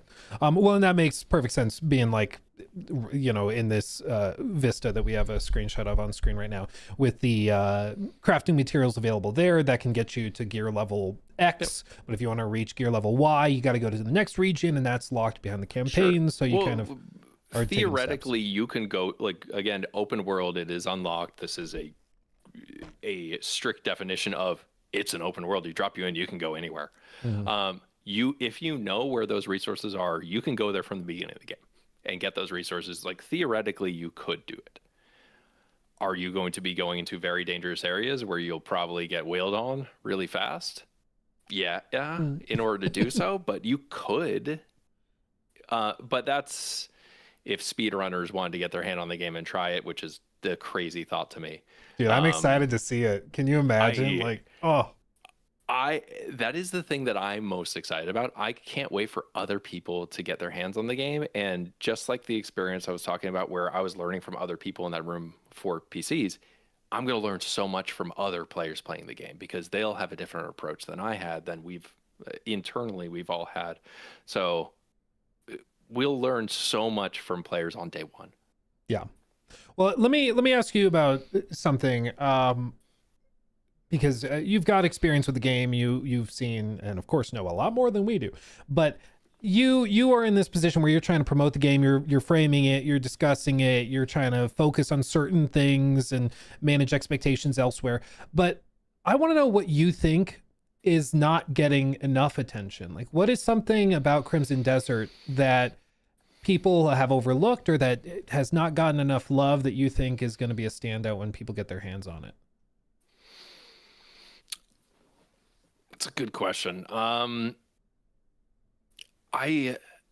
like the quiet moments. Like, I think that everyone plays it differently. The first thing I do when I go into town is I'd rip all the bounties off the bounty board and like just start getting to know the area.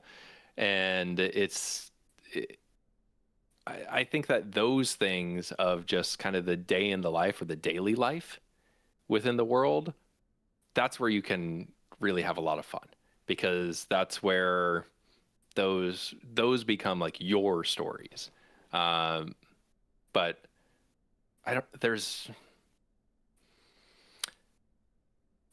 there's one character that I'm being very careful of spoilers here. There's one character, a member of the Greymanes, that he has my favorite dialogue. Like, I love this character so much. And every time he's on screen, I just like smile because he's just a drunk idiot and I love him. But I think that there's moments like that we haven't shown that at all. But he's just a lovable character that you just kind of follow. Like, I fell in love with it.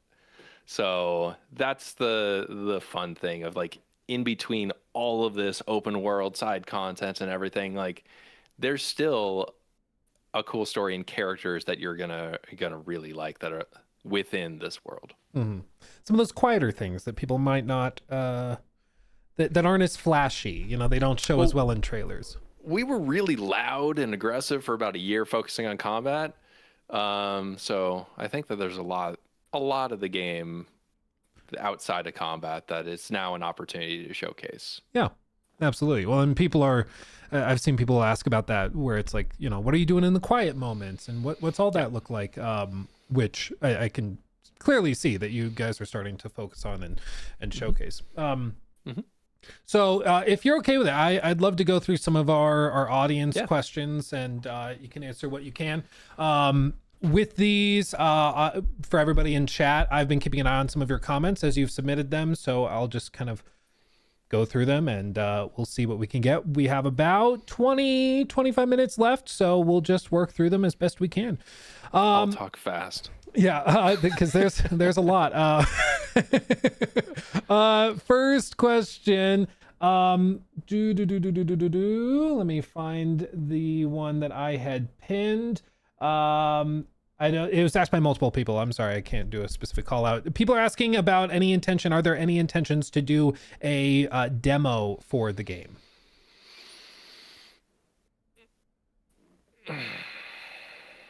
We'll see. I mean, that's I never want to say I never want to shut down the possibility of anything. Right now, we are for promotional purposes. We are focused on getting the game in the hands of a ton of people before launch, in order to ease concerns about the game as a whole. Candidly, this is a very hard game to demo in a limited amount of time, and I think that you can attest to that. Like a 1 hour vertical slice isn't representative of the game, so the challenge becomes like, what do you present if you're gonna put forth a demo that is gonna be representative of the experience. And I don't know if there's a good answer to that personally. Okay. It's never, I'm not going to say never is never, but it's a matter of what do we even put forth that's going to be representative of the whole experience for a limited amount of time. Because for press, even, we put forth a combat demo, which was a boss rush. Bosses aren't even a huge part of the game. We did one chapter where you play, that's probably the most representative, but that's a very set piece combat siege battle. You played that one. And those are the two like big things that people have played. Neither of those would be appropriate for a demo, because it's in isolation that wouldn't convey the whole experience of the product. Sure. So I think that we need to be careful. It's not something that's fully decided upon. And I don't want to say yes or no definitively in either direction. Okay. But we hear you, and it is something that is consistently contemplated on our side. Okay. Goblin Slayer asks, when can people expect to see footage on platforms other than on PC? Before launch. Got it. As we are planning on answering those questions ahead of launch. Again, sometimes plans change, but like we are, I'm painting myself a way out of that question because I'm not fully in charge of dictating everything, and sometimes things change. We want to answer those questions ahead of launch. We're not hiding things. We want to show things off. It's dependent on the optimization stuff. Again, I will go back and say we have shown off console footage. Some people in Europe have played the console version. But for everyone at home, you can look at the State of Play trailer that was captured on a PS5 Pro. So that is direct capture from console. And since all the cutscenes are done in engine, that is gameplay. Okay. Got it. Let's see. PRW, is there gonna be multiplayer? No. Boom. The I can't read. Lovell Rotten, I think. Raton, I don't know. How long will the campaign be? It'll be significant. I'm not evading the answer to this question. It's just it's really tough to set a time limit on an open world game because people don't play strict crit path when they play open world games like this. The way the core design philosophy around the open world is around creating distractions for players. So when you hit a quest objective and you're doing that, on the way there, you'll often get distracted by other things. And that's how this world operates. So I don't think anyone, even internally on our side, has tried to just beeline crit path because you just get distracted. But a significant time investment. But I will caveat that because the game is meant to be enjoyable in your variety of different activities. So if you want to just sit down and go mining to try to upgrade, like spend an hour in doing that, that's a fun task to do because you're out exploring the open world. So it is not a grind fest. To try to level things up. It is an open world that's ripe for exploration. I don't know how to answer the question on time investment for Crypt Path. Sorry. Yeah, okay. It is tricky with like an open world game because it's like, can you beeline the story in like a Red Dead 2? I guess, but if you're doing that, I don't want to say you're playing the game wrong, but you're gonna miss out on a lot of what makes that game great, So I see what you mean. Yeah. Let's see. This one is a question from Lance. He's asking, can you speak at all about the upscaling options that will be available in the game at launch? Yeah. So we have great partners. I was just at CES, and I was a partner showcase in the AMD booth. So we're one of the very, very few games that's an FSR Redstone partner at launch. So we were that was originally FSR 5 or 4 that they renamed to Redstone in order to have for branding purposes. But there's ray regeneration. There's all sorts of technologies within FSR that we'll be taking full advantage of that you can turn on or off. As well as our friends over at NVIDIA, we have full DLSS support, or you can just turn everything off. If you have the hardware to be able to to run at 4K, to brute force it. Yeah, basically brute forcing 4K. I will say this. I don't think I've said this officially. We're not frame capping, so there is no hard cap of where we're doing frame limiting at 60 or something like that. If your system can support it, cool, go ahead. Generate those frames, and I do think people will be pleasantly surprised by the FPS that the game is running on because of our proprietary engine. Okay. Yeah, I'm excited to test it. Okay, follow up, I guess. And you may not know, but do you know if the game is being optimized like natively, or is it being optimized with upscalers in mind? Natively first and foremost. Okay. And then on top of that, we're working directly with those partners to be able to do that. But those are being done in parallel, not priority of upscalers over native. Because if it doesn't work natively, then that's the foundation of the house. That you need a strong foundation for the upscalers to be able to build on top of. So that's definitely the priority of making that as solid as possible. And then those upscalers can do the work. Yeah, absolutely. Well, that's very good to hear. Costington, in your time with the game, this is great. In your time with the game, have you come across any arrow to the knee jokes?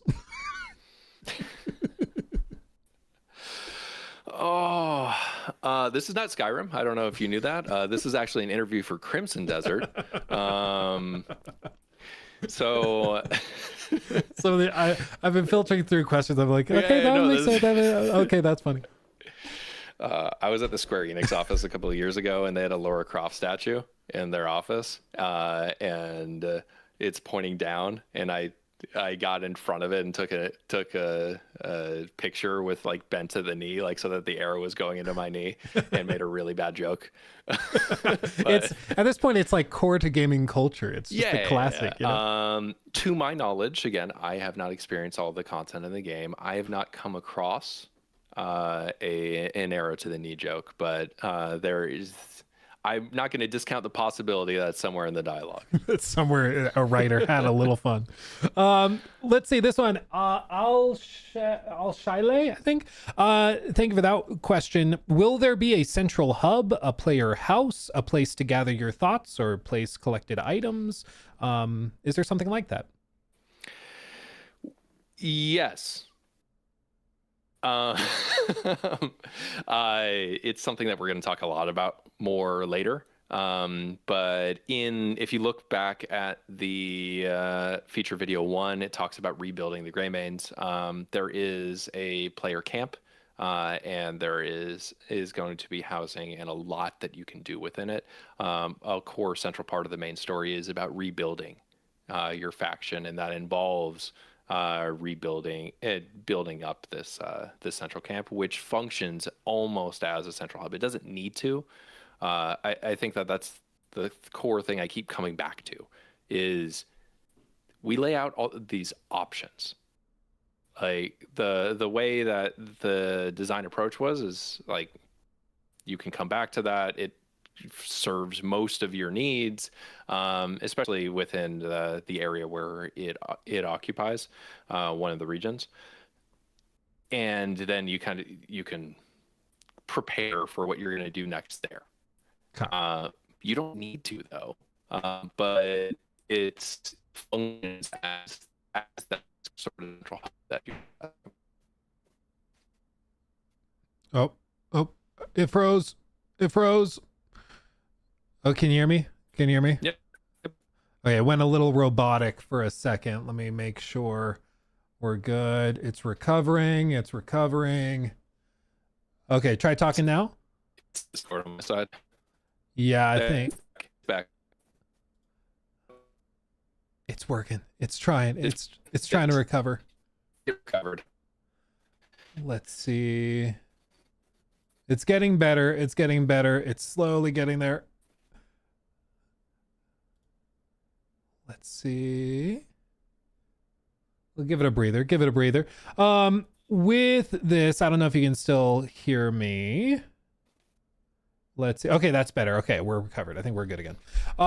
Real quick, this is cool. I just wanted to let you know, Corey Barlog, the one and only from Sony Santa Monica, is in chat and said, quote, "The game is looking really great. Please pass on my admiration and congratulations for what the team has achieved. Truly cannot wait to get lost in this world." I love Corey. I don't know if he knows this. We worked together on God of War. So he's Corey is amazing. So huge respect and admiration. I worked on Ascension and Ghost of Sparta. So the great respect for the Santa Monica team and Corey. That's fantastic. That's super cool. Yeah, small world. That's the thing that I've noticed when you start talking with people like yourself that's really experienced, Corey that's really experienced, is that the industry's big, but it's also very interconnected. There's a lot of crossover where people have worked on all sorts of stuff before and together. It's honestly really cool. With this, let's see. Doomwalker is asking, are there plans, or at least is there a goal to get the game Steam Deck verified? I answered this question the other day, but I'm happy to go into it again. I think the best way to look at it is that's a certification process that's similar to any other certification process. We will not guarantee it's verified until it goes through and it meets that process. However, if you look at the min specs on, I know I'm watching my rate fluctuate in the corner. If you look at the min specs on their Steam page, it should work. But there's more to being Steam Deck verified than just meeting the min specs of working on a Steam Deck. There's UI, there's installing Steam Deck. That's a certification process that is more complicated than just does it launch and function on the hardware. So if we can get it working, then we'd love to expand it to, obviously that's a huge audience. Having portable PCs in gaming is something that we love for those players to be able to experience with this game. And that's been the approach. We want to get this game in as many players as possible. So that's definitely aligned with the approach of we're on Steam, we're on Epic Game Store, we're on PS5, X Series X and S, we're native on Mac. That is in line with our approach of we want this game to be out there for as many players as possible. So if we can get it verified, then you'll see Steam Decks as well. But I will not commit to that until we can go through that process, because that's something that there is a certification process for. Okay. Well, that makes sense. I mean, and you guys are in the optimization process right now. So if it can get there, I mean, great. If it doesn't quite get there, at least at launch, then so be it. With this, let's see. Just one or two more questions before we let you go and continue doing what you're doing. Question from Studio Anti-Gravity said, super hyped for this, ticks every box for me. Only question mark for me is still the story/narrative. Can you talk on what it's comparable to narratively?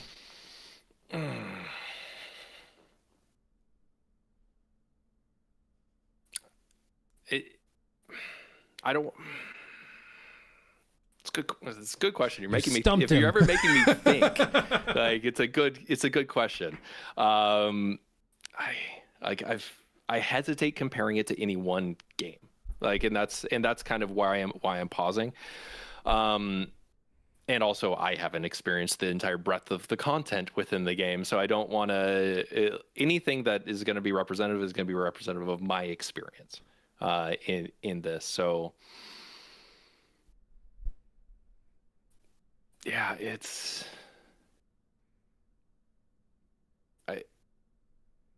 I don't know. Like it's tough because there is a central narrative thread. There's a ton of lore.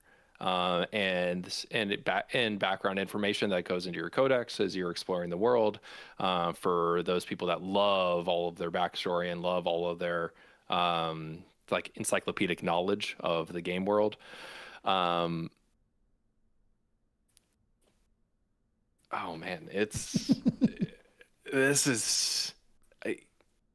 Pay attention to the trailers. The trailers are going to get you there. They're going to be representative of the story. Like the story should be a guiding thread for the player. It's not going to be like, this isn't going to be like the absolute thing that's going to be like, the story's good. Like I don't want to discount that at all. Like we have a great writing team, and like I talked a lot earlier about how one of the main Gray Mains is the character I love the most. So for me and my play style, like I focus on content and like side content more. So that's where I'm hesitating, because that's what drives me as a player. Sure. So that's where like I struggle to fully answer that question, because I'm the wrong representative audience to tell you is like, is the main story like compared to something else? Because a lot of times I ignore main story when I play, and it's more about player experience. So that's. I mean, watch the trailers. We're going to talk more about the story before launch. That will give you a better answer than I will, because as a player, I ignore that content more than most. Sure. Well, and based on my personal experience with the game, which has been, limited, but it seems to me like it's much more of like a Breath of the Wild than a Witcher 3. Like it's more about gameplay dynamics. It's more about adventure than it is. But like, yes, if you're gonna do it a scale from one side to the other, like the problem is, and then there's narrative driven cutscenes in there too. So I don't want to put it on the far scale there, because it's much more in the middle. But like Witcher 3 is like, what drives you through that game is the story. Like first and foremost, like that is a story driven game. Like as a CDPR, like have created this immersive story driven world. Amazing. We sit in between those. So that's where it's like, is it more one or the other? It's literally right in between, because you have that central thread that's pulling you through it, but then there's those narrative driven like cinematics and everything that are very heavy story.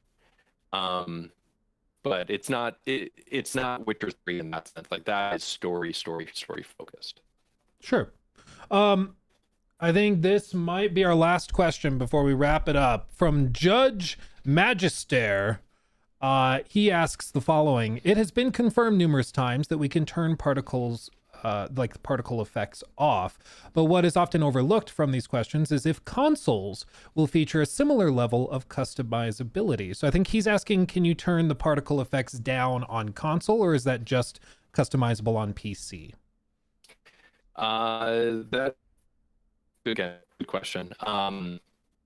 I haven't seen the exact settings screen on console, so I don't want to verify those things. It should be customized. Want to get one way or the other, fully verifying it. All right, just to clarify, because it went a little robotic during the answer. So you're saying you can't verify it, but you said it should be customizable on console? Let me try to fix it again. Are we back? It's getting better. Okay. I don't want to say definitively yes or no because I haven't seen that setting screen on console.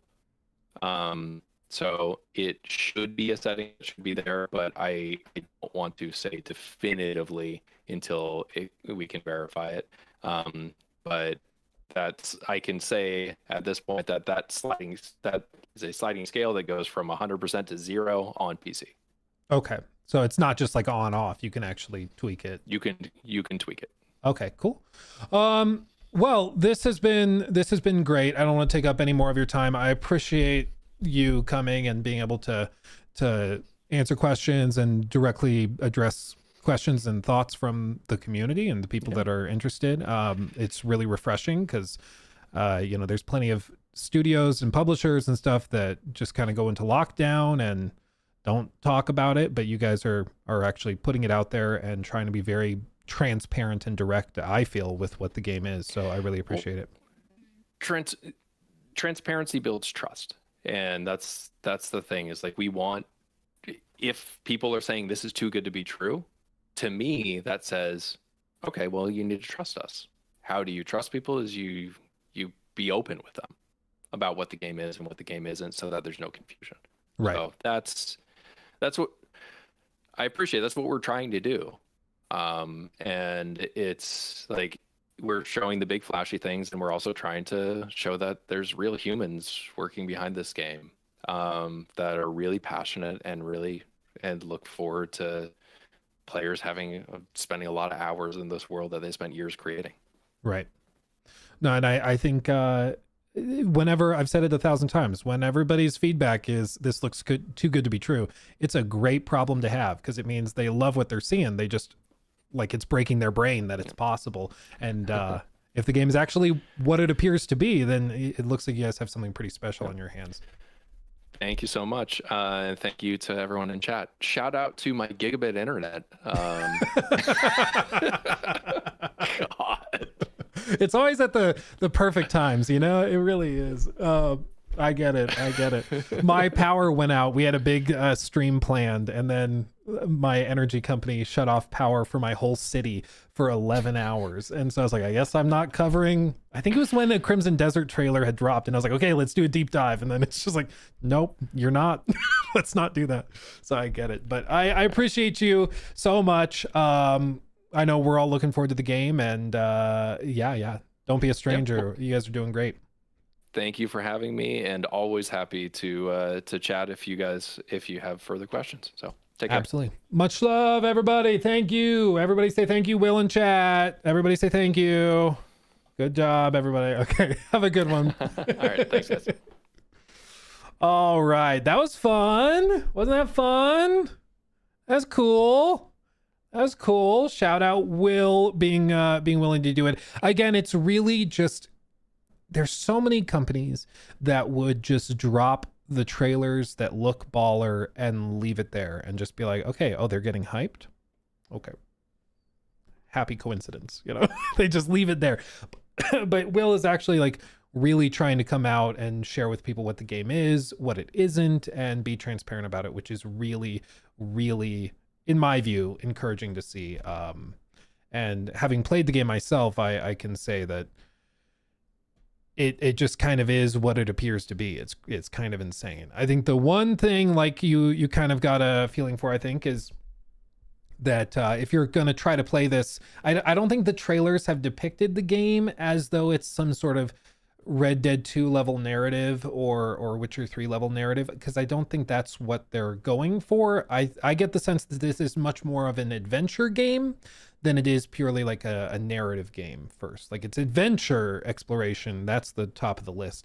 And the story is there, but it's just, that's not the primary focus, you know. Which personally I'm okay with. Like some of my favorite games ever are primarily adventure games. So shout out to Will for doing that. Very, very nice to see that. You didn't ask the Gooner question, dude. We didn't.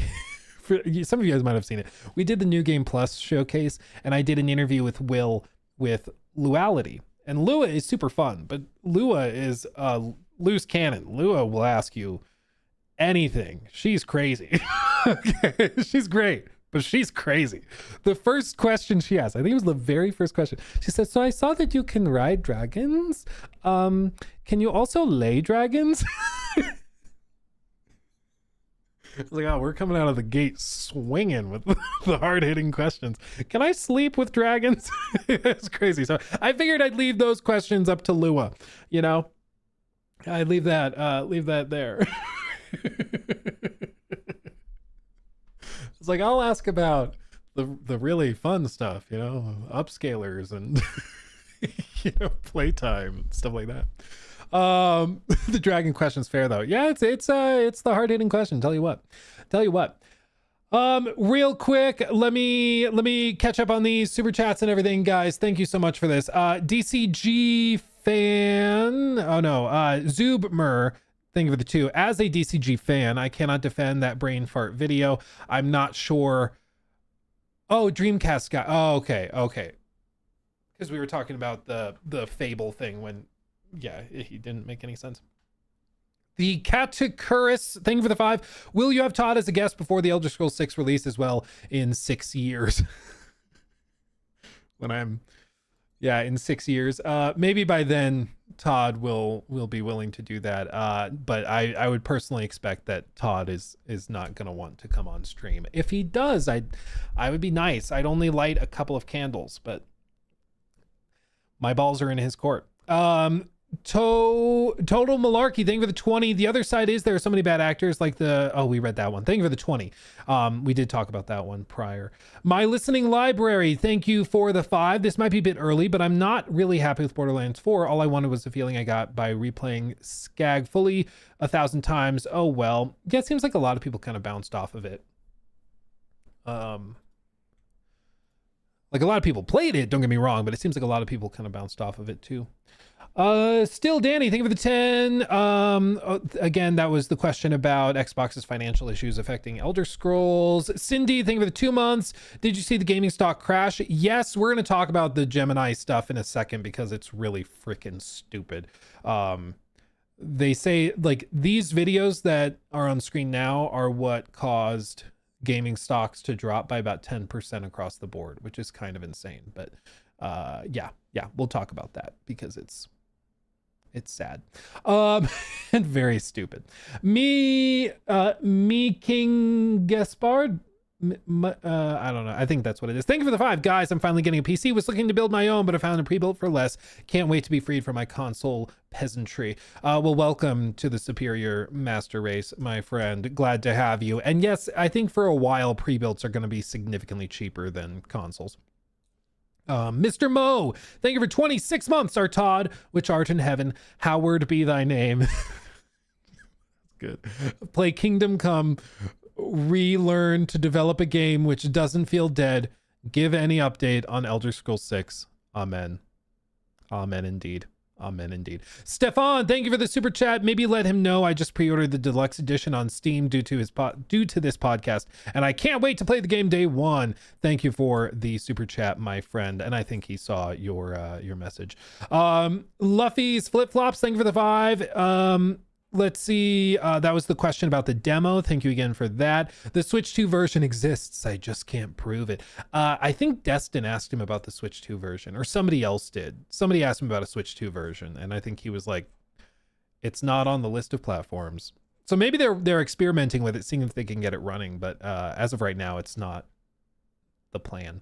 Studio Anti-Gravity, thank you again for that super chat. We asked him that question. Ninetto, thank you for the question. Is the old weather system still in the game? I could send him a follow-up question about that. I just didn't remember the specifics of what the old one was, so I wasn't sure if that was a fair question to bring up because I didn't know what it was referring to. But we could follow up with him on that one. Thank you for the 5. And then Goblin Slayer, thank you again for the 5. Thank you, Luke, for asking my question. Happy to do it. Goblin Slayer also with the 2. Thanks, Luke and Will, for the stream. Thank you. Glad to have you, my friend. That's great. Okay. Luke, did Prolobis provide you with a review code for Crimson Desert? No, my understanding is that review codes have not gone out. So no, at this point I do not have Crimson Desert or anything. So sorry, not sorry. Sorry, not sorry. It is what it is, just being honest. Okay, I'm going to show you guys this because this is insane. This is crazy. This is crazy. NC Lanceman, thank you for the sub with Prime as well. KK Rishi, thank you for that sub. Thank you guys for all that and the additional followers. Appreciate you guys. We will have more more questions we can ask because I think Will be back for another interview before the game launches. So don't worry, we'll have more time to discuss this stuff. Okay. Let's talk about, where's my mouse? Let's talk about this. Let's talk about something really stupid. News segment.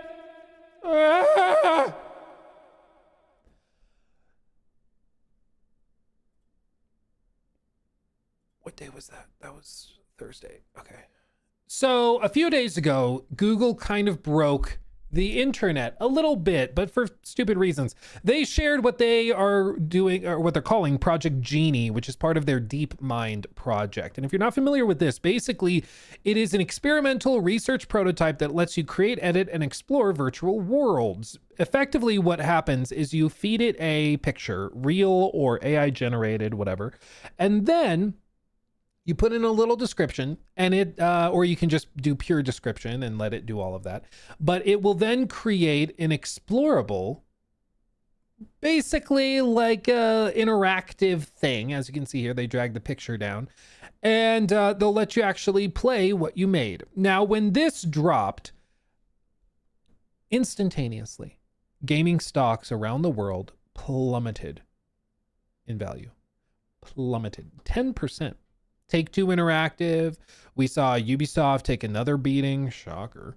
PlayStation took a bit. I mean, everybody, well, I guess Sony indirectly, PlayStation. They all took beatings because of this. And it's primarily Unity. The engine took a massive beating. And it's because investors looked at this and went, oh God, did Google just solve video games? You can now just type in this box and produce an interactive video game. Oh my God.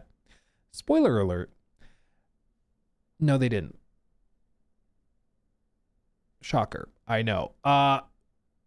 Didn't. What you're seeing here, I think, is the quintessential example of when a 70-year-old multimillionaire that doesn't really understand video games sees something and gets terrified that his investment in a gaming stock is going to be affected. So he frantically sells it. Anybody who plays video games looks at this and says it looks like ass. It just does. What it's doing is it's using its neural networks and things to predict what the next frames will be based on your inputs. So it creates an environment you can explore, but there's a few key problems with like the way that Google is doing this that does not replace video games. Wu Zhu put this together and it I think he highlights the main things. Genie is definitely doing something fancy, but if we look at it from the perspective of generating games, this path seems close, but yet it's actually very far. Games are fundamentally different from video, and there are a few hard hurdles you can't avoid. Long-term consistency. Generated video can be edited and small glitches are tolerable. Games can't. If you see a staircase here and come back a half an hour later, it still has to be there. Otherwise, the experience collapses. Real-time generation is not the same thing as a game engine with hard-coded rules and explicit state. The longer the time horizon, the harder the consistency becomes. The system has to remember more and more. The compute overhead grows exponentially, and the economics get worse and worse. That's why today it mostly shines in minute-level demos, while real games often run for tens of minutes, hours, or even dozens of hours. If you try to do that with this approach, the required compute becomes astronomical. Basically, this is a prime example of it, okay? Somebody clipped this. Pliny the Liberator said Mario Kart Rainbow Road and Genie 3, it even got the drift boost physics right, like WTF. This has been trained on God knows how many hours of YouTube videos of Rainbow Road. And what it's doing is it's trying to predict what this should look like. But I want you to notice something, okay? I'm just going to let this play. I want you to look at it. And you're probably going to notice something weird that doesn't work for a video game. It works when you're trying to trick a boomer into thinking this looks like a video game, but it's not actually. It just happened. Did you see it there? Did you see it there? What just happened? The long-term consistency snapped. Here, you can see that the road goes up and curls around and goes under itself to hook back to the left. So you're going to do a full turn, a 270-degree turn to the right. As it goes here, the Genie algorithm, whatever, it breaks and it loses and forgets what it showed you just a couple of seconds before. It doesn't have the long-term memory or consistency to realize that this needs to curl down here and lead the player under. So as it goes here, that leaves the frame. It forgets that it needs to curl that way. So when you round the corner, it's turned into a gentle right, into a left, to a castle that wasn't there before, with like a weirdly sharp turn cutting back over the other side. So it's completely changed it. And it's because like the way that these tools work, it's not a video game. It just doesn't work. And what Wu is bringing up here is that in order for this type of tool to be able to generate something with long-term consistency, it would have to be storing all of that data from the previous seconds, minutes, hours, and then constantly, every time it's generating a new frame, it has to look back and reanalyze all of that to remember what it needs to show, and then bring that back forward and use that information. And as the gameplay session goes on, past a minute, 5 minutes, 10 minutes, half an hour, 5 hours, God forbid, of playing the same game, it would completely snap. And you would be spending, I mean, you think RAM's expensive now? Oh, baby, the level of compute that would be required for that is ungodly. And the other piece of it is also power. These types of tools, this is locked behind, I believe it's $250 a month. This Project Genie tool that Google revealed. This is locked behind their most expensive tier, and it's something you can only experiment with in small slivers, and if you are subscribed to the super expensive version of their subscription model. In order to expand this out into like a full game would require so much energy, so many resources, it's just not practical. The math doesn't work, especially if you're talking about a game that's really popular and all of a sudden 1 million people are trying to do this all at the same time. Doesn't work. Okay. And it still sucks. Yeah, exactly. It's still slop. So this would not satisfy gamers. Okay. It just wouldn't. This stuff is useful to help understand how the LLM works. Yeah. Because people have said that we're in an AI bubble. I think it's become increasingly clear it's not an AI bubble with like machine learning. Machine learning is actually doing pretty amazing things as a technology. What we are in, I think, is, as other people have said, an LLM bubble, where people who don't understand how LLMs work think that they can magically achieve sentience, or think that they can solve like and cure the greatest ills that mankind has known for millennia. And that's just not how they work. It's not how any of this works. LLMs, in the most simple terms, is basically a really complicated autocomplete that is doing lots of very complex stuff within the neural nets that they've built out to fill in the blanks based on the input by connecting ideas, connecting words and concepts and phrases and things to fill in the blanks. It's not an actual intelligence. It just isn't, okay? And with this, as he says, note the turn, which is a clear loop in the distance, turns into a simple curve with a new terrain in the foreground. The LLM has no permanence, and it constantly is building from the most proximal information. Now, to be clear, Genie is not an LLM. LLMs are large language models. This is not a language model, obviously, but it's working the same way as LLMs. It's just taking what just happened, and then it's trying to predict what should happen next based on its training. And so if you look at a few frames at a time, it looks good. If you look at even this turn, that looks good. It feels consistent. But the longer you look at it and the more context you have, the less and less it makes sense, and it starts to break apart and fall apart.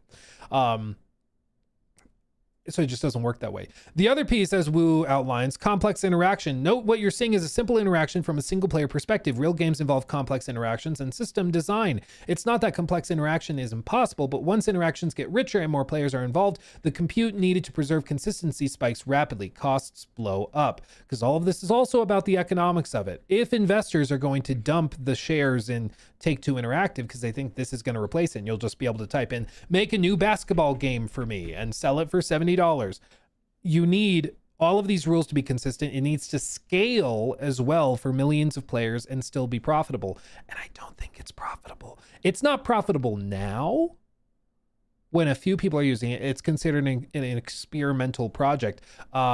I don't think it's going to be profitable when you scale it up at all. And it still sucks. I don't think people would actually play full games of this stuff. It's just like a cool experiment, but it doesn't go anywhere. It's just it's a toy, like you guys said, a $250 toy, says Carl. Number 3, latency. This isn't running locally. It's generated in the cloud using multiple GPUs, hundreds of GPUs, I'm sure. Cloud execution brings real issues, including latency and jitter. For a video-like demo that lasts a few minutes, it's fine, but the moment you actually try to play, the problems show up. Yes, cloud gaming exists, but that's typically a last resort trade-off. You push rendering to the cloud when you must, not because you want everything to live in the cloud. Well, Microsoft wants everything to live in the cloud because Azure is like their primary business, like the server infrastructure. That's where they make most of their money. And so they would love for all compute to be in the cloud because that's where they make their money. So if everybody gets rid of their local devices and just plays it in the cloud, that's very good for them. But it's not as simple as just, well, do it in the cloud. Because as we've seen, on scale, you run into problems. NVIDIA just had to cap the hours playable through GeForce Now based on your subscription tier. So you can't play past a certain amount of hours. Otherwise, you have to pay more because it's so expensive to run these server farms. And it's only getting more expensive as these things are being built out and expand.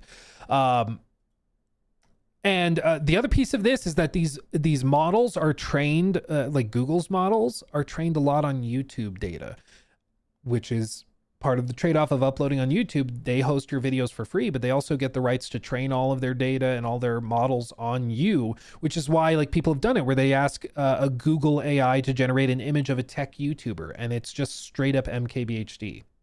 1 for 1, and it's because it's trained on that data. And with this, they're also generating clips and videos of straight up Mario Kart. Are you going to really try to tell me that this is an original creation? It's not.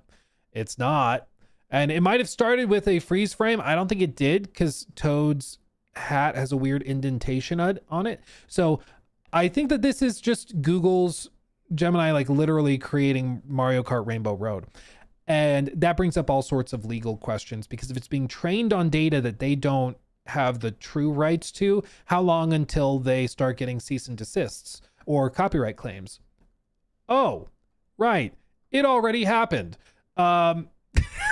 Min Choi posted this. This is wild. Google just dropped Genie 3. This AI generates photorealistic 3D worlds from text prompt and image, and you can explore it in real time. Now, you can see the media has been disabled in response to a report by the copyright owner. What is that?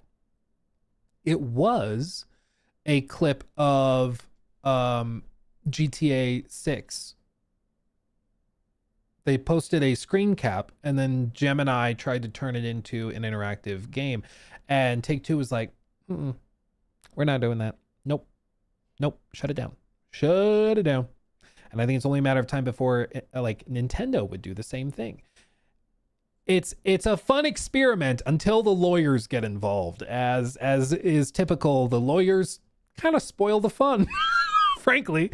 And that's definitely what seems to be happening here. So yeah, lawsuit incoming. Yeah, for real. I think that this is far from a truly like devastating blow to the gaming industry. I think if you think this is a devastating blow to the gaming industry, you don't really know anything about games. Seems to be my that's kind of where I'm at, because video games are not 20-second slivers without consistency that look like crap. You need them to be consistent. They need to run for longer than 17 seconds and still be consistent. They need to have unique dynamics and mechanics. Also, the way that this tool works, at least as it, like in its current form, it's just kind of a glorified image and video generator that's working in close to real time based on inputs directing it. So it's just kind of like a really fast image generator. So it's basically just taking the last frame and you're holding down right on or D on WASD, and it's telling the image generator create a frame with moving slightly to the right.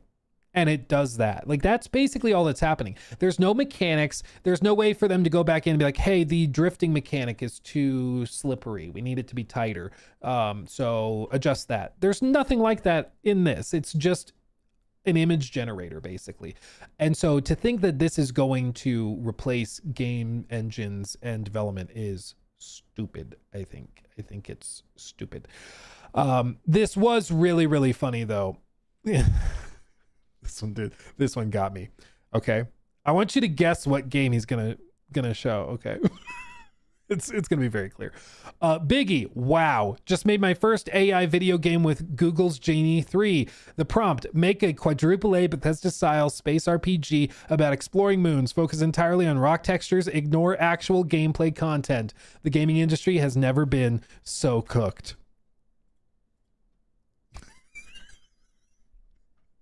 And it's just straight up a clip from Starfield.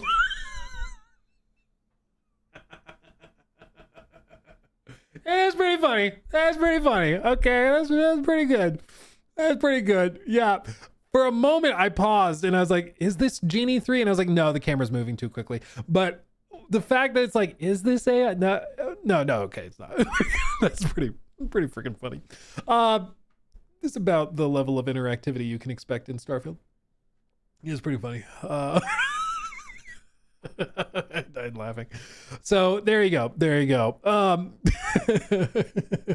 Oh my gosh. So that is why gaming stocks crashed on Thursday, if you're wondering.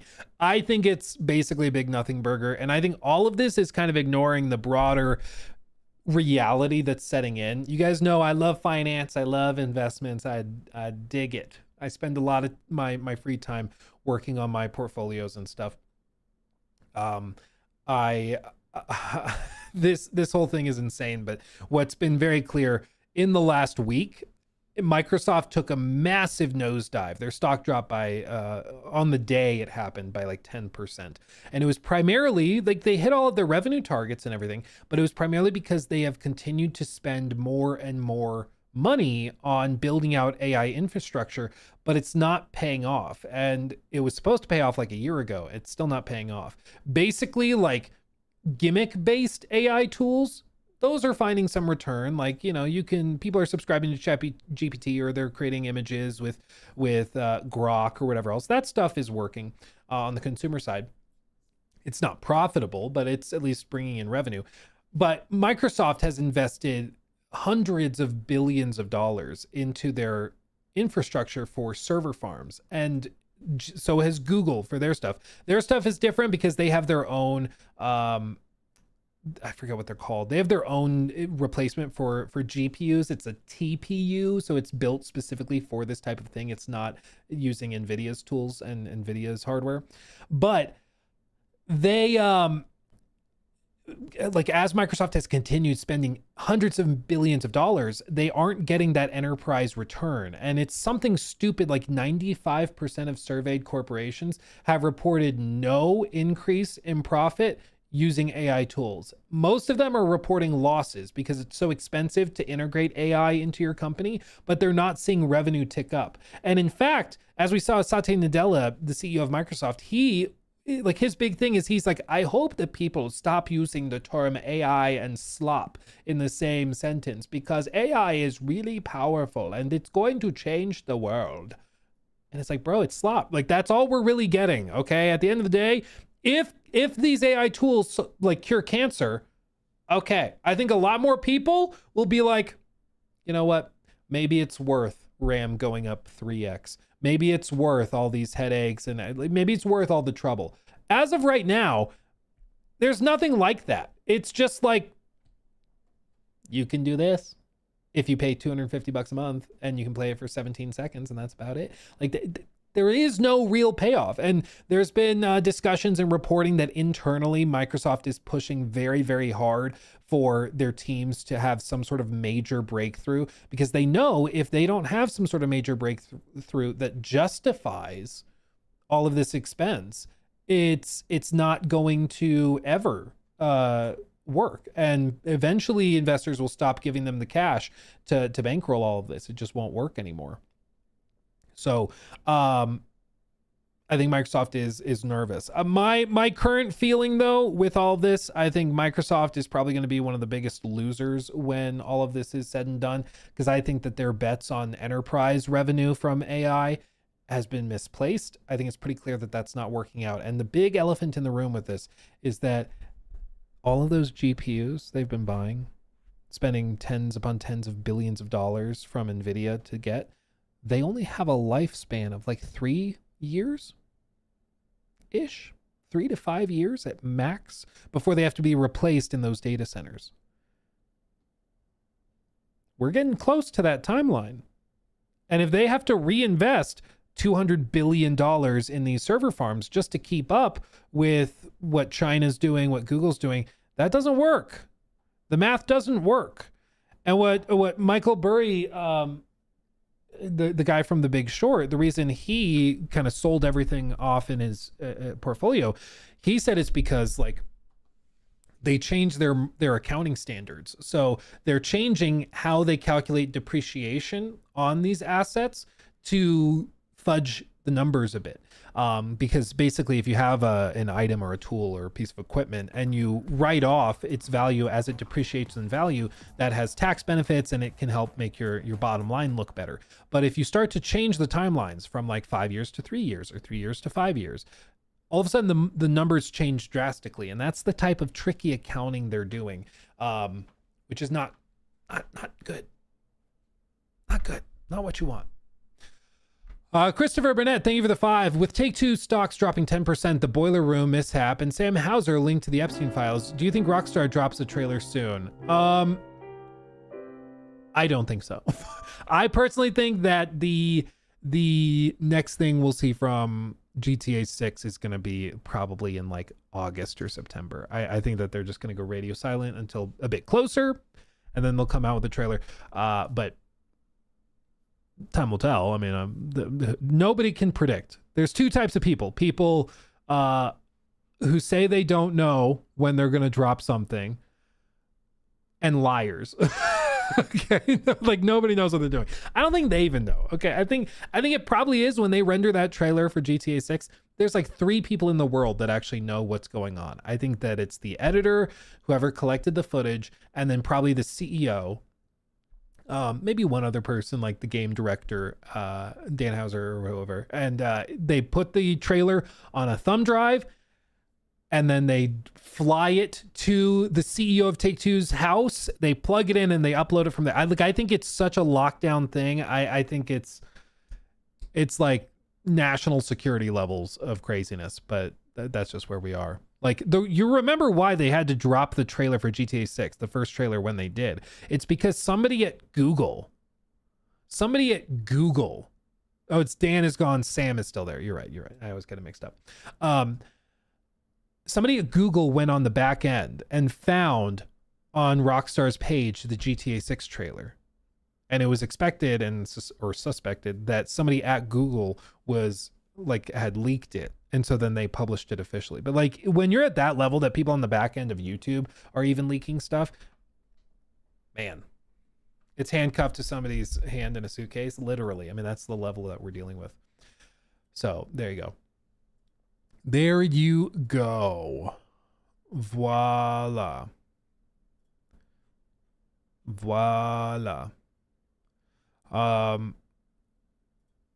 Okay. What? Oh yeah, I wanted to talk about this. This is funny. Let's see. Courts, thank you for the first time chat. Luke, you're one of the last people on YouTube I watch for genuine gaming news, content, and takes. What's your most anticipated game this year? I mean, anticipated probably like a GTA 6, obviously. But setting that aside, there's a bunch that I'm really excited for. Like, I want to know more about Duskbloods, Blood of the Dawnwalker, or Blood of Dawnwalker. I want to know about, of course, Crimson Desert. I'm highly anticipating that one. High on Life 2. I loved High on Life 1. I think High on Life 2 could be super, super cool. Fable previously for me was like, oh, keep an eye on it. After seeing that showcase, I think Fable could be really something special. There's a lot. It's hard to narrow it down. GTA 6 is the easy one to throw out, but after that, it's a bunch of games that are tied. Wolverine, I think Wolverine will be pretty damn good. I'm expecting, Insomniac knows what they're doing. I'm not expecting it to be like a particularly big game. I'm kind of expecting that to be like a 10, 11 hour thing, kind of like Spider-Man 2, maybe 12 hours, maybe, but I don't think that game is going to be massive or anything. But we'll see.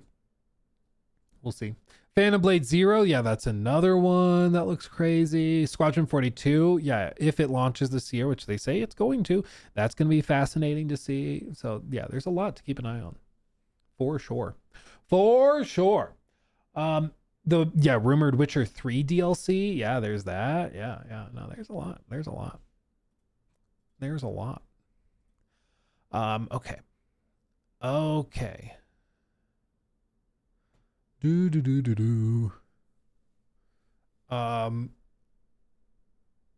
Hold on, what's this? Tom Henderson posted this story. Ubisoft employee who was suspended for criticizing the company has now been fired. Ubisoft spokesperson has since given Insider Gaming the following comment: sharing feedback or opinions respectfully does not lead to dismissal. We have a clear code of conduct that outlines our shared expectations for working together safely and respectfully, which employees review and sign each year. When that is breached, our established procedures apply, including an escalation of measures depending on the nature, severity, and repetition of the breach. What was the exact thing he said about the company? Let's see. David Michaud Crump has been working at Ubisoft for more than 13 years, took to social media last week to announce that his suspension was related to public comments he expressed regarding the company's return to office policy and based on an alleged breach of duty of loyalty. Let's see. Do they have the exact statements that he made? Is this it? Okay.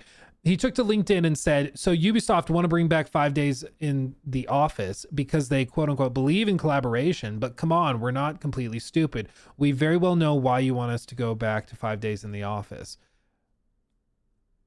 And that got him fired.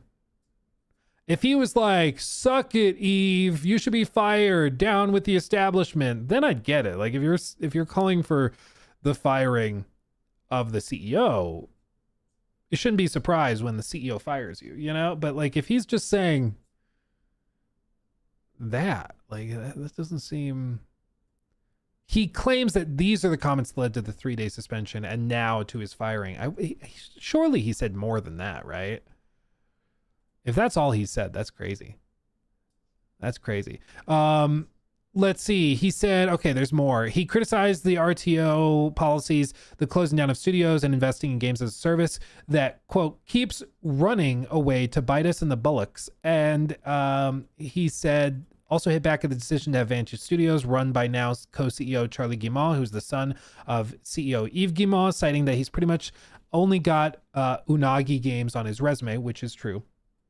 In his message, he continued to say that it's the employees who pay the price for successive bad decisions taken by executives who keep swimming in millions of dollars. He concluded that he agrees costs should be trimmed, but that it needs to start at the top because nothing will change otherwise, which is perfectly fair. Perfectly fair. Yeah, this doesn't shock me, dude. They're just, it's tough because everybody, even the employees know it's the guys on top that are responsible for the failures that they're experiencing, but they can't really say it, you know? Like, they can't say it, otherwise they're fired. And so you just have to smile and nod. It's just sad, stupid.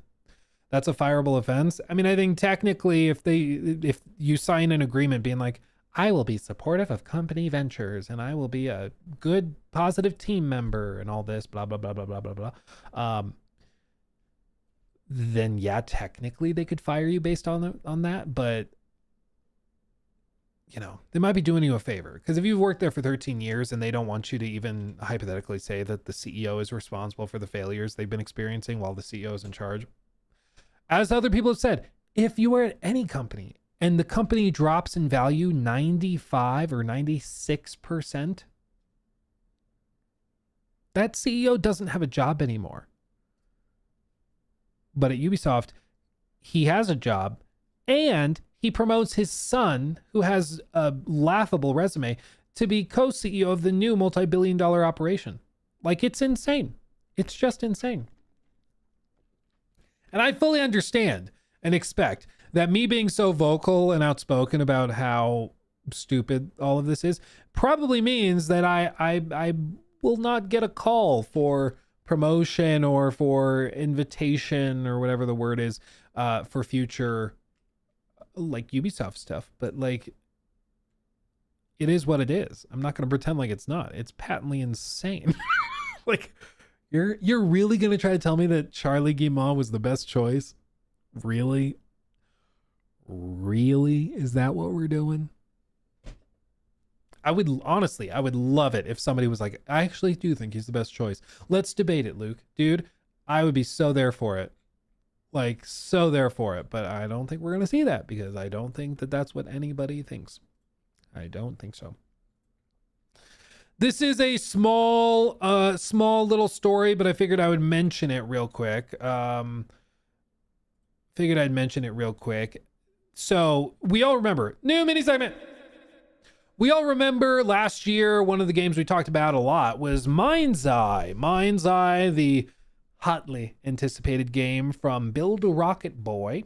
It was promised to be a game that could hold you over until GTA 6 came out. And it initially started as part of the Everywhere platform, Everywhere game thing.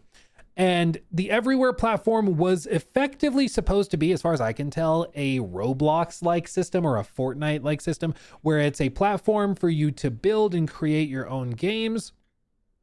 This is the trailer from like 2023, I think. Yeah. And it never really made a lot of sense. It was clear they wanted this to be like a Giga platform. They wanted it to be the Roblox platform that you can build your own levels, your own game systems. And so players can create content. They get a little sliver of that, no doubt, but that's what they were trying to do. At some point, it appears money started running out. So something they showed in this trailer, you can see the most rewatched section of this was over here. And it's because they showed something. What is that? Well, that was one of these games within the game that they showed, and that was the game Mind's Eye.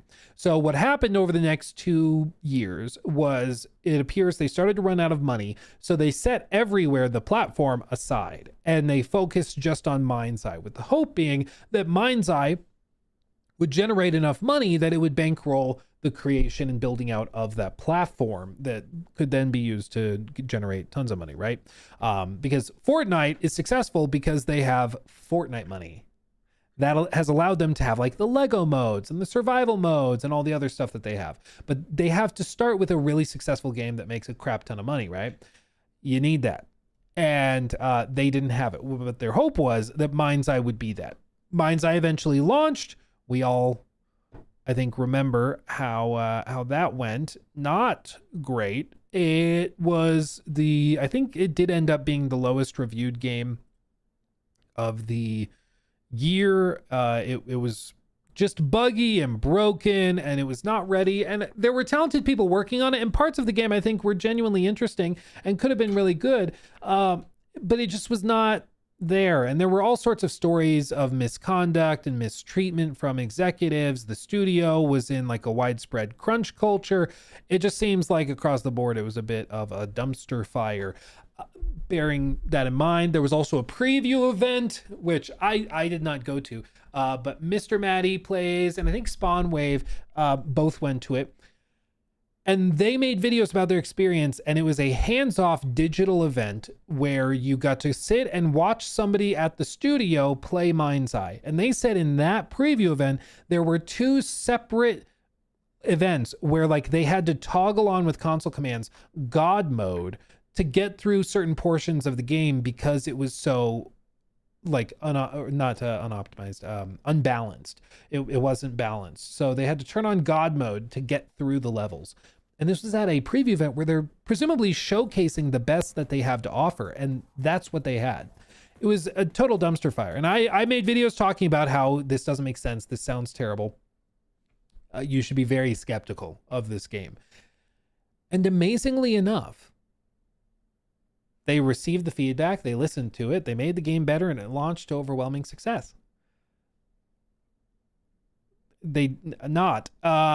No, they started to claim that this was part of a grand conspiracy. It was insinuated by, I believe, the CEO of the company, or the co-CEO of the company, that these attacks from YouTubers, which is quite pointedly at myself, Maddie, and Spawn Wave, who were making videos talking about this, it was insinuated that we were part of a conspiracy paid off by their competitors, and it was heavily suggested that it was Rockstar for GTA 6, and that we were being paid by Rockstar to bash Mind's Eye and make it fail so that GTA 6 would be extra successful, or because they were afraid of Mind's Eye, they needed to put it down or something. Like, delusional stuff. Delusional. If you think that Mind's Eye was a threat to GTA 6, I don't know how to help you, bro. Like, that is crazy. That's insane, okay? It just is.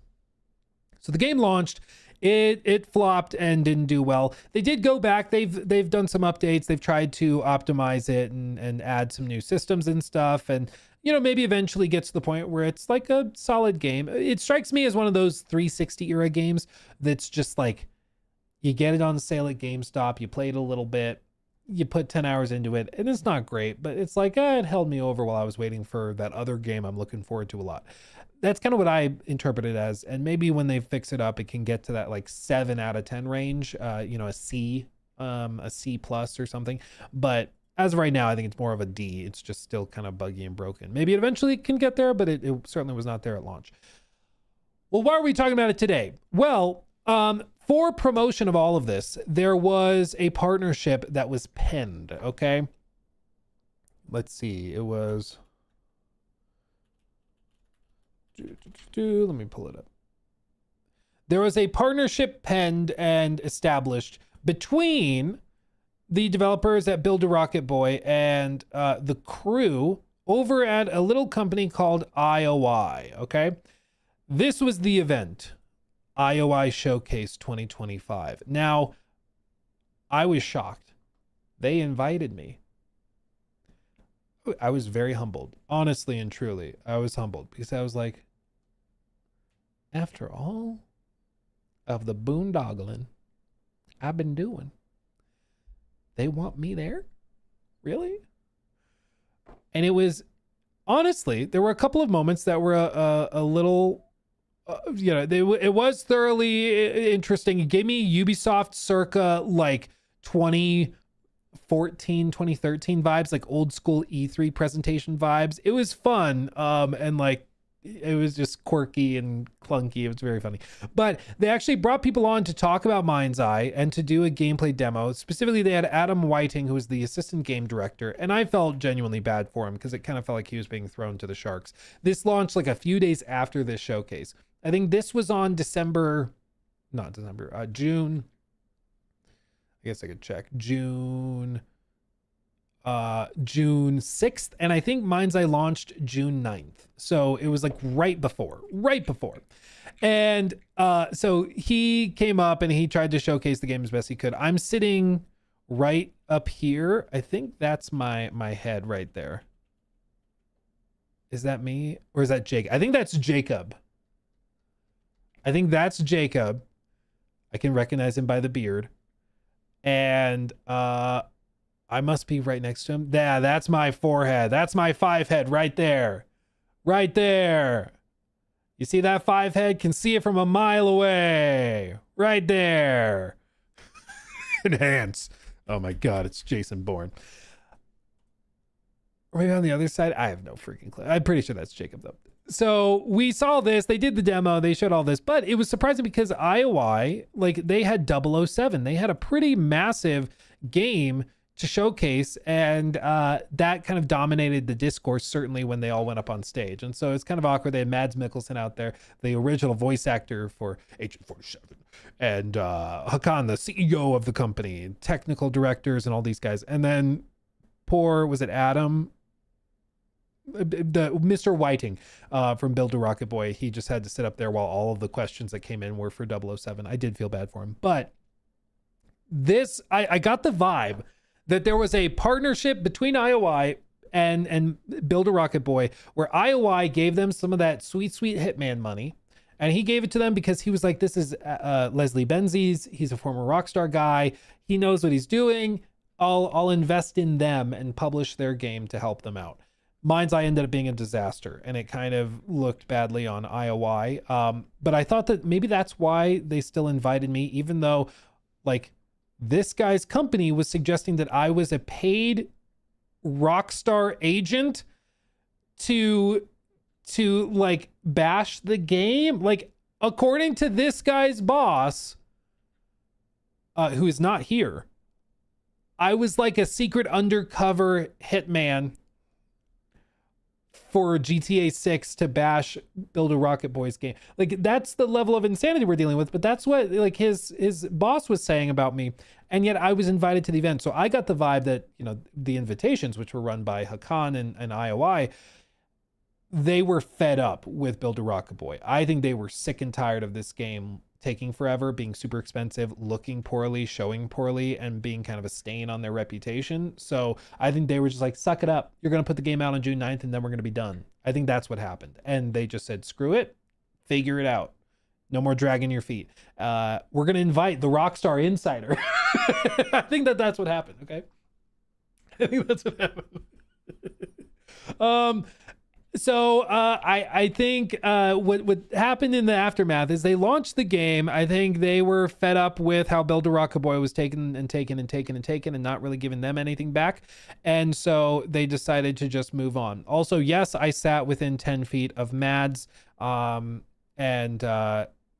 Yeah, he smells like a lovely mixture of cologne and cigarettes. It's very, very suave, very suave. He seems like a genuinely cool guy. When I was in Copenhagen, because after this event, they also invited me out to Copenhagen, where I got to meet Hakan and those guys for the 007 game. But when I was out there, I was talking to a local who'd said, yeah, no, Mads lives in Copenhagen for portions of the year.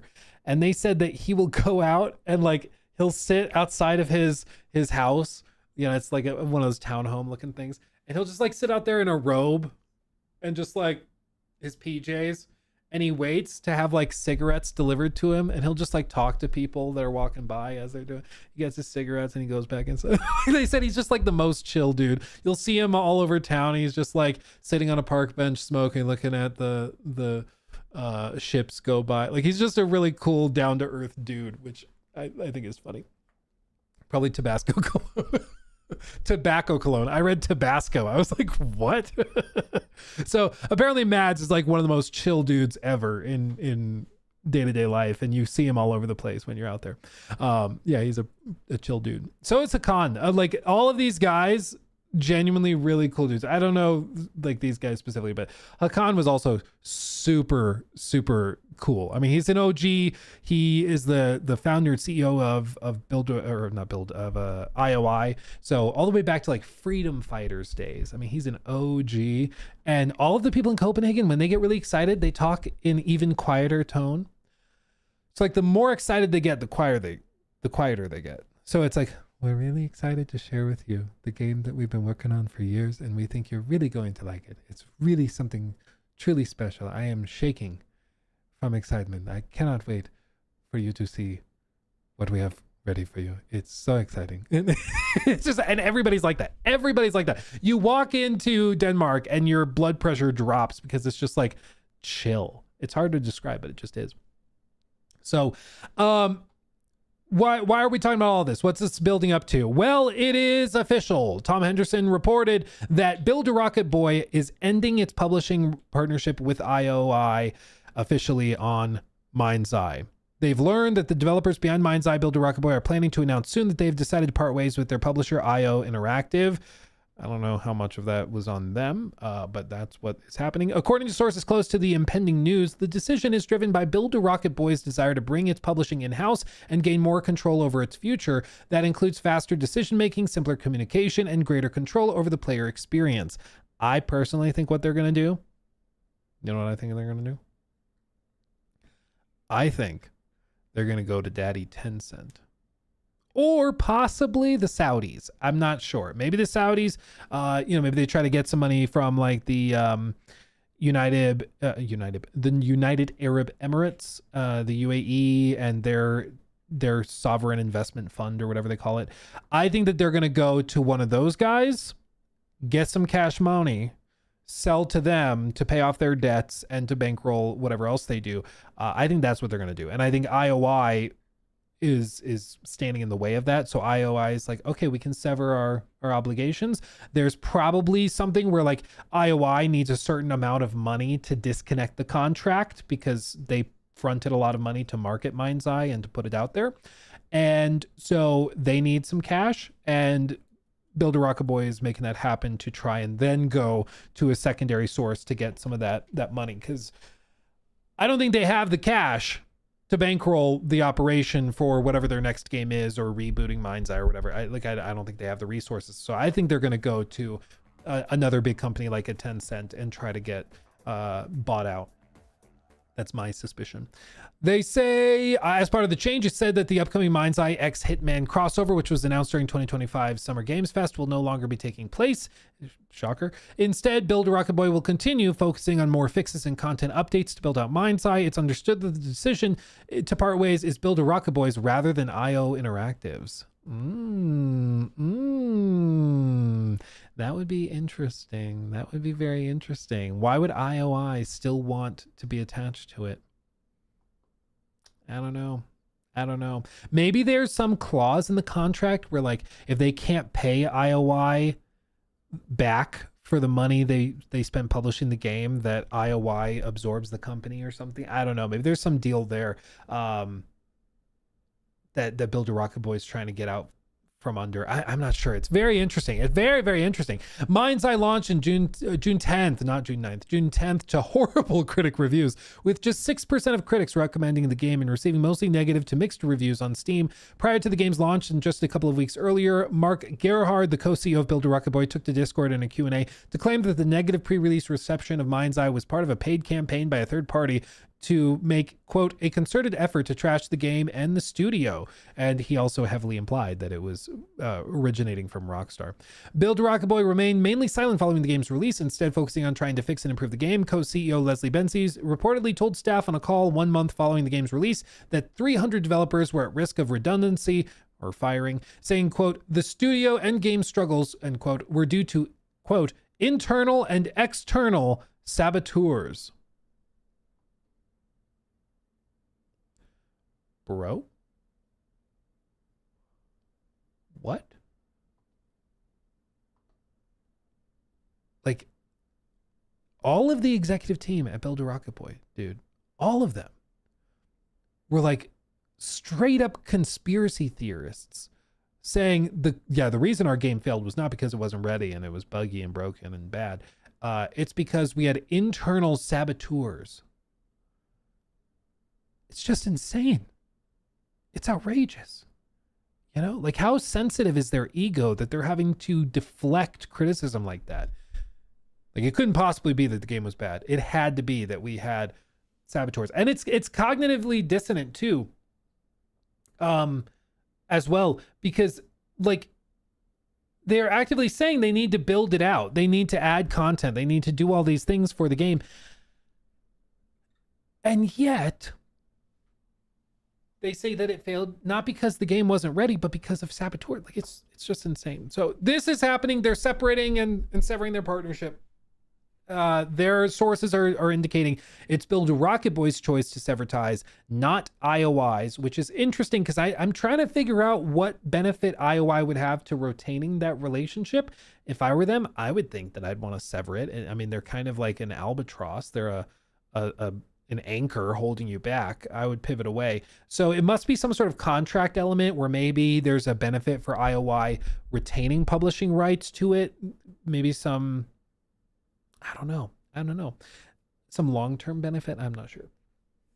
But Build a Rocket Boy wants to get out from underneath them and do their own in-house publishing, which makes sense. But with these types of contracts and deals, I'm sure that there's some cost for severing that relationship. And maybe that's one of those things where they have to pay some fine for termination of the contract, which is pretty standard. Like, if I do a sponsored video for something and I decide I don't want to do this anymore, often I would have to pay a penalty. So if there's something where, like, I agreed to do an I tried video on the main channel for X game, and I decide, a day before or a week before, actually, no, I don't want to do it anymore. Maybe there's some news about the game. Maybe I find out something about the game I didn't know before, and I say, you know what, I don't want to do this anymore. Often I would have to pay a penalty out of my own pocket for breaking contract. And I wonder if something similar is happening here, where they have to pay some cut to IOI for separating. Honestly, it seems like it's probably better for IOI. I wouldn't be complaining if I was them, but that's what is seemingly happening. So there you go. Build a Rocket Boy is breaking free. I want to break free. It's happening.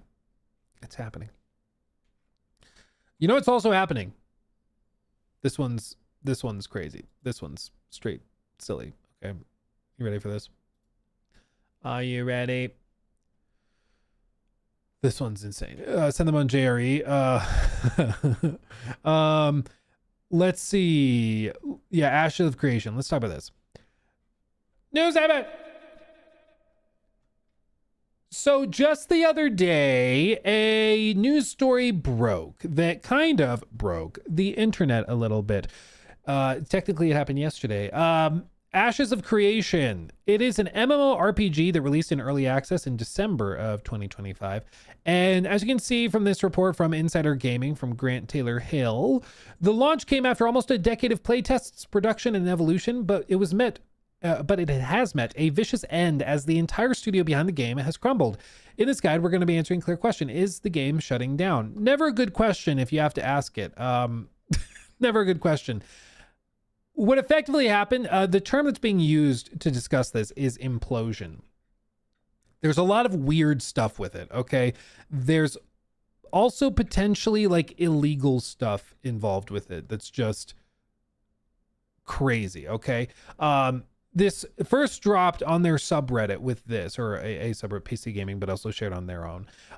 This is Steven, okay? This is like the head honcho at the company. He said on their Discord, I can make a limited statement. Enhance. Come on, enhance. It doesn't want to enhance. Open image in new tab. That works. I can make a limited statement on my personal capacity and on behalf of the company regarding the situation. Control of the company shifted away from me, and the board began directing actions that I could not ethically agree with or carry out. As a result, I chose to resign in protest rather than lend my name or authority to decisions I could not ethically support. Following my resignation, much of the senior leadership team resigned. Following those departures, the board made the decision to issue WARN Act notices and proceed with mass layoffs.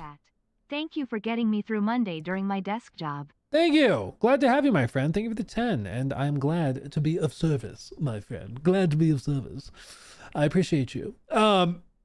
So WARN Act, basically there is an act called the WARN Act. WARN Act.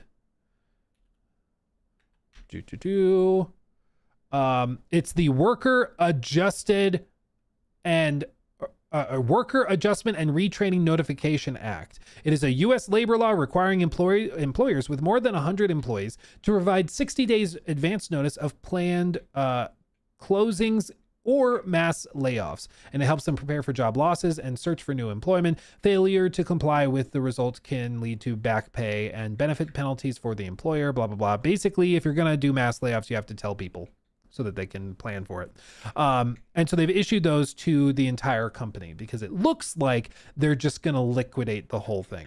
I cannot responsibly speak to further details at this time due to ongoing legal and governance matters. What I can say is that the developers and staff acted in good faith and deserved better than the uncertainty they are now facing. I'm incredibly dismayed by the situation. What happened? Well, this is a little insane, but effectively it appears that they ran out of money so suddenly that they could not make February 1st payroll, which is insane.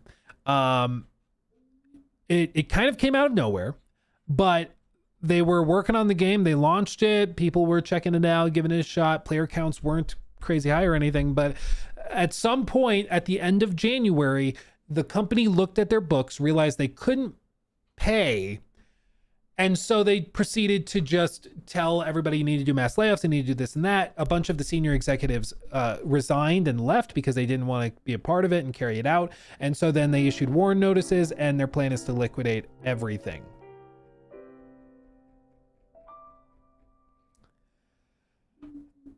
So it's like OG Telltale, kinda. What's like, here's the thing. I have employees. Shocker. I have employees. I would know before the day before if I couldn't pay their salary. They issued an email out to employees on January 31st describing how they would not be able to actually make payroll. And that they were like, we understand this is difficult for employees. I don't know. Is the employee email public? I don't know if it's public, so I don't want to leak it if I can't, if I'm not allowed to. But apparently, basically what was said was, with regard to compensation, payroll scheduled for February 1st, 2026 cannot be processed at this time due to the company's current financial condition. The company is reviewing its obligations and options and will share updates as soon as possible. That's what they emailed out to everybody. 1915 donated $10 through Super Chat. Have you seen the Kira video on this? The situation seems way more complicated than just Steven equals bad.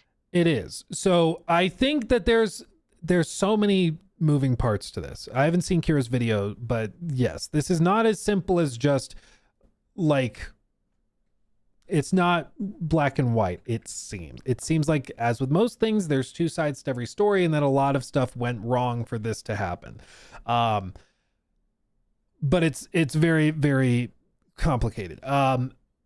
We don't know exactly how this played out or what happened. What I will say is that it seems clear to me that certain things fell through that they were counting on. Whether that means that they were waiting for like future investment or something from they were waiting, maybe they had a company that was promising to give them a big chunk of cash, an investor that would effectively bankroll payroll for the next 6 months or something, or a year.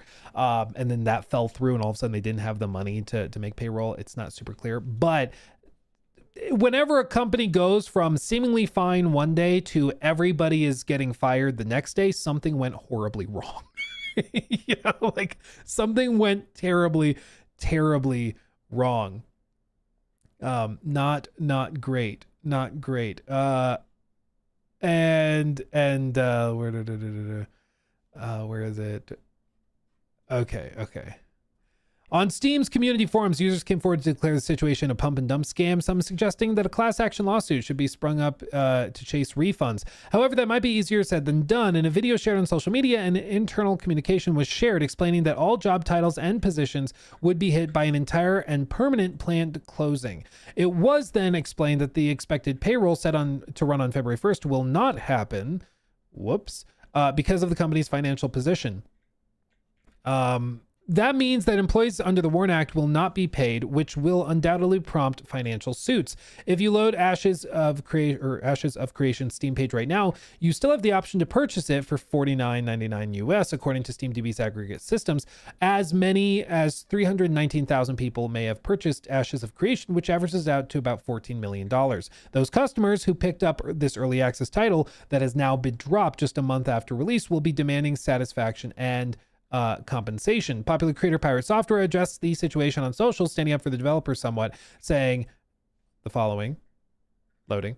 Not really. This is in response. Narc was right all along. Hope he feels vindicated. Not really. At the time in development, the game was doing just fine. Stuff was moving forward, and the areas of the game he showed weren't actually flat, featureless environments as he described. It wasn't until the last 6 to 8 months that shit really hit the fan and fell apart. They stopped listening, moderating, and features just went sideways. Bizarrely, the situation took another turn when eagle-eyed investigative fans turned up registration information for Intrepid Studios that confirmed Steven Sheriff as the sole board member. This was taken from a filing made on December 30th, and it lists Sheriff as the CEO and an individual named John Moore as the CFO. Sheriff is the only named director on the board per the document, which is weird because he was saying in his statement that the board started to push him in another direction that he couldn't comply with. But in the filing from December 30th, he's the only member of the board.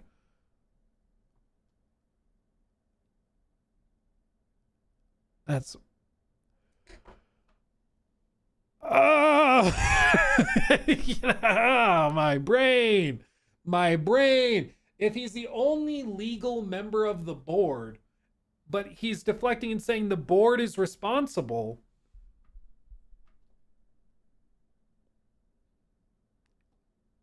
it's kind of hard to figure out how that makes sense, you know? Kind of hard to piece that together. On social media, users started noticing a troubling clause in the game's Kickstarter, which explained that if the game doesn't launch on Steam, full refunds will be issued to all backers. Well, guess what? The game did launch on Steam. So now that promise was effectively fulfilled. Coincidence? Effectively, a lot of people think what happened is that they started with the intention of finishing the game and building it out. But at some point in the last 6 to 8 months, or maybe even a year, they realized we're not going to be able to finish this and it's not going to be profitable. We're going to lose tons of money. But if we don't launch it on Steam, we have to refund everybody. And then we're really screwed, like really screwed. So let's launch it on Steam so that we don't have to refund Kickstarters. 723 donated $9.99 Thank you. Through Super Chat. Poop. That's what it feels like. Yes. Thank you, Luke. That's what it feels like. So it's hard to interpret this in any way other than at some point, you know, are these just coincidences? Maybe it is a coincidence that it launched and then shortly after it's getting shut down. It's maybe just a coincidence that frees them from the obligation to refund people. If they shut down in November, they would have to refund people, but now they don't. Maybe that is just a coincidence. But when everything is stacking up and then there's other conflicting information, it starts to get difficult to give the benefit of the doubt to the leadership team. And especially again, because like,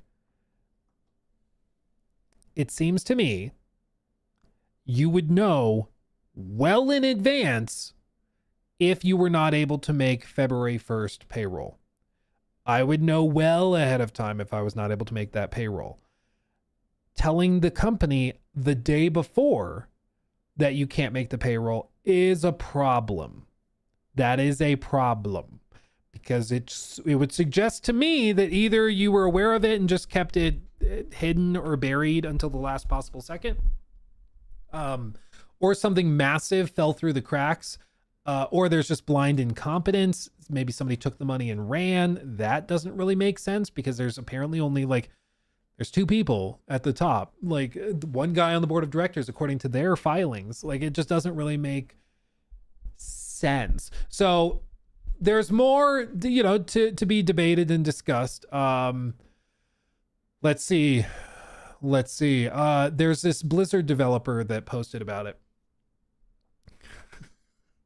A Blizzard developer, hold on. Woke up to Ashes of Creation being shut down. I can honestly say I'm not very surprised to have this current phase on Steam. In January of 2025, the team at Intrepid was doing a good job. There were bugs, performance issues, and moderation problems, but they communicated and handled things relatively well. Fast forward to this current phase on Steam and everything imploded. Tons of content we reported as broken back in 2025 was still unfixed, even if it was extremely low-hanging fruit. The systems that were built on were developed in weird directions that didn't seem to make sense or feel good overall. On top of that, moderation was basically non-existent, so players were routinely spouting racial slurs, threats, and hate speech in global all day. In any other game, these people would be immediately banned. I went to bat for Intrepid many times over the years, encouraging people to give them a chance, removing misinformation, and showing the community all of the best points of the game. On a personal level, I am incredibly disappointed in the entire company now. This isn't the kind of environment that I want to build a community around, and not one I personally want to support. I ended up quitting the game 3 days ago due to this, and now it's being shut down entirely. I enjoyed my time playing Ashes with all of you, regardless of the shit show that it became.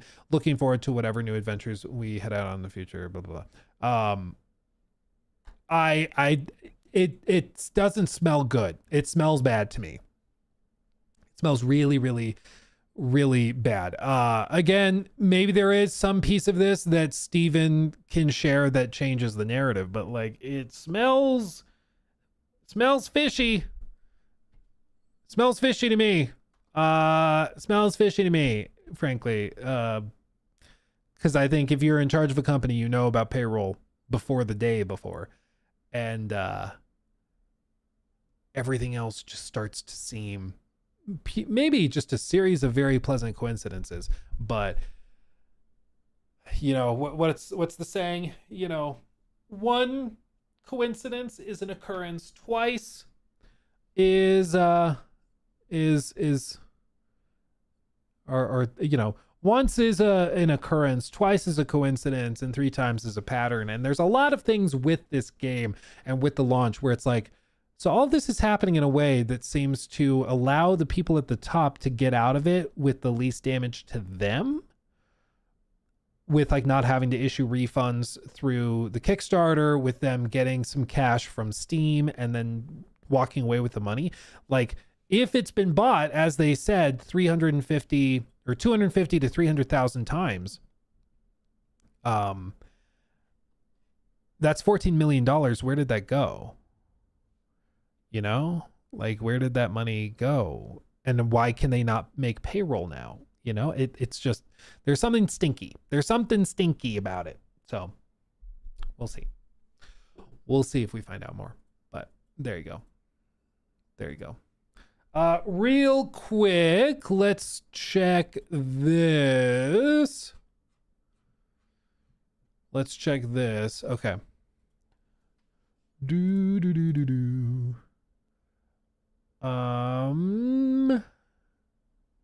Let's see. Luke, did you see Valve getting sued for $900 million from the UK government? Yeah, they're trying to go at them. Regulatory lawsuits are always very bizarre and take years and years and years. So we'll see whatever happens with it. We probably get some discovery documentation that's interesting about Valve's inner workings, but yeah, there's not a whole lot to say right now. I'd have to dig into the lawsuit to see specifically what their claims are, but yeah, maybe we do a deep dive later on it. D'Agostino, thank you for that. Would you consider reacting to the Squadron 42 vertical slice from 8 years ago? Looked quite amazing even back then. Good showcase of what's to come. We'll probably do a big deep dive on Squadron 42 closer to when it's expected to launch. Probably over the summer, I would guess, is when we'll do it. But I do expect that we'll do a big deep dive looking at the original pitch from way back in the day, and then some of the information and stuff they've dropped. So we will be doing that. Eventually we will be. Let's see. Velvet Patterns, thank you for 4 months. And for your information, I prefer AI free video games made by man. I know they're mostly 6 out of 10s, but I like them. Good, sweet. Okay. Let's do Let's do this. Also, Friendly DPS TV, thank you for subbing with Prime over on Twitch, my friend. Thank you. Appreciate you. Real quick, I wanted to touch on this before we adjourn, okay? I wanted to touch on this. New segment. We have an opinion piece from a lecturer at Nottingham Law School, okay? This I thought was genuinely kind of interesting. It was posted on gamesindustry.biz, which is a great site. You should follow if you don't. But it is a request or an opinion piece offering a perspective on something that I have heard people mention, but this is from, a guy that actually knows what he's doing, specifically when it comes to UK law. The title is, Do We Need Better Regulation in Gaming Following Bethesda's Disastrous Fallout 4 Reissue? The buggy release of Fallout 4 Anniversary Edition could just about squeak through current consumer laws, but the industry's complacency might invent more stringent rules. And long story short, as we're about to go through, it feels bad for us, right? As the consumer, the stuff that like Bethesda has done routinely for a decade and that many other companies do routinely feels like it shouldn't be allowed, but it is, you know? But the other piece of this, and this is my general feeling, is that if I have a hobby, I don't love the government, any government, regulating it.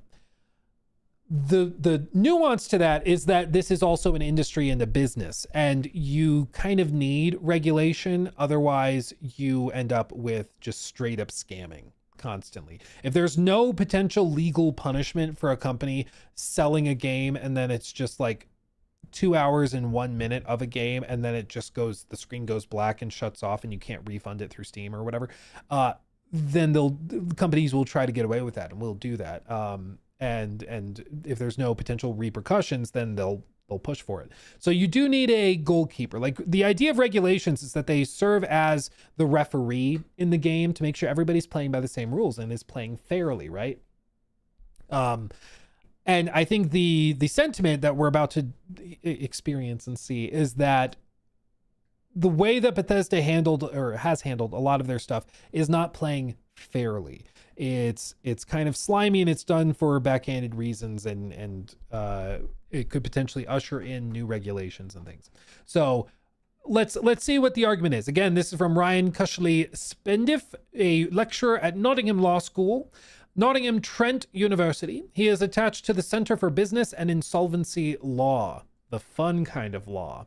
Let's see. Bethesda experienced a lot of negative feedback following the release of Fallout 4 Anniversary Edition in November of 2025, which broke many mods that have been created for the PC game over the last decade, as well as attracting complaints of crashes and glitches. It's true, the Fallout 4 Anniversary Edition that they launched added effectively nothing. It broke even more things. And there's a few reasons I think they did it. For one, it's a re-release, so inevitably it shoots it to the top of the store page. A lot of more casual fans will buy it, especially with the TV show. That's a big piece of it. Furthermore, there's also other reasons that have been speculated, such as previous claims from Bethesda where they said, we will include all DLC with your purchase of the season pass or whatever. But the Creation Club and the Creation paid mods, they are effectively DLC, but there's a kind of legal question mark whether they are obligated to include all of that in that version of the game. So the new issuance of an entirely new product and the discontinuation of the old one allows them to just kind of update the terms of service for the game effectively. That's also a speculated reason why they might have done it, but who knows. Unfortunately, Bethesda is not the first major developer to fail to meet consumer expectations, nor is it the first to mishandle the situation. One cannot help but recall Creative Assembly, whose 2023 Shadows of Change expansion for Total War Warhammer 3 threatened to kill the series due to similar poor quality. It caused so much backlash that the company's vice president put out a letter of apology. A letter of apology. Creative Assembly apologized for mistakes with Total War Warhammer 3 and Pharaoh offering part refunds and free DLC. Yeah, the Pharaoh launch was a disaster. That was a total cluster. And it sucks because I love Egyptian stuff, but bro, they made it real hard to be interested in that game. They continue. These kinds of stories are increasingly common, but two questions arise. Is the fan base legally protected? And if not, does this signal the need for further regulation? The answer to the first question is barely, while the answer to the latter is that this is unlikely, but potentially for good reason. In the UK, the current consumer protections for video games can be found within the Consumer Rights Act of 2015, or CRA, and the Consumer Protection from Unfair Trade Regulations in 2008. These give basic rights to all consumer transactions, including the right of satisfactory quality and that the goods are fit for a particular purpose. However, these provisions have aged oddly, with the games market now being one of continuous digital content development rather than singular transactions. There is little to prevent developers from providing continuous updates to games, including game-breaking hotfixes or radical changes to core mechanics.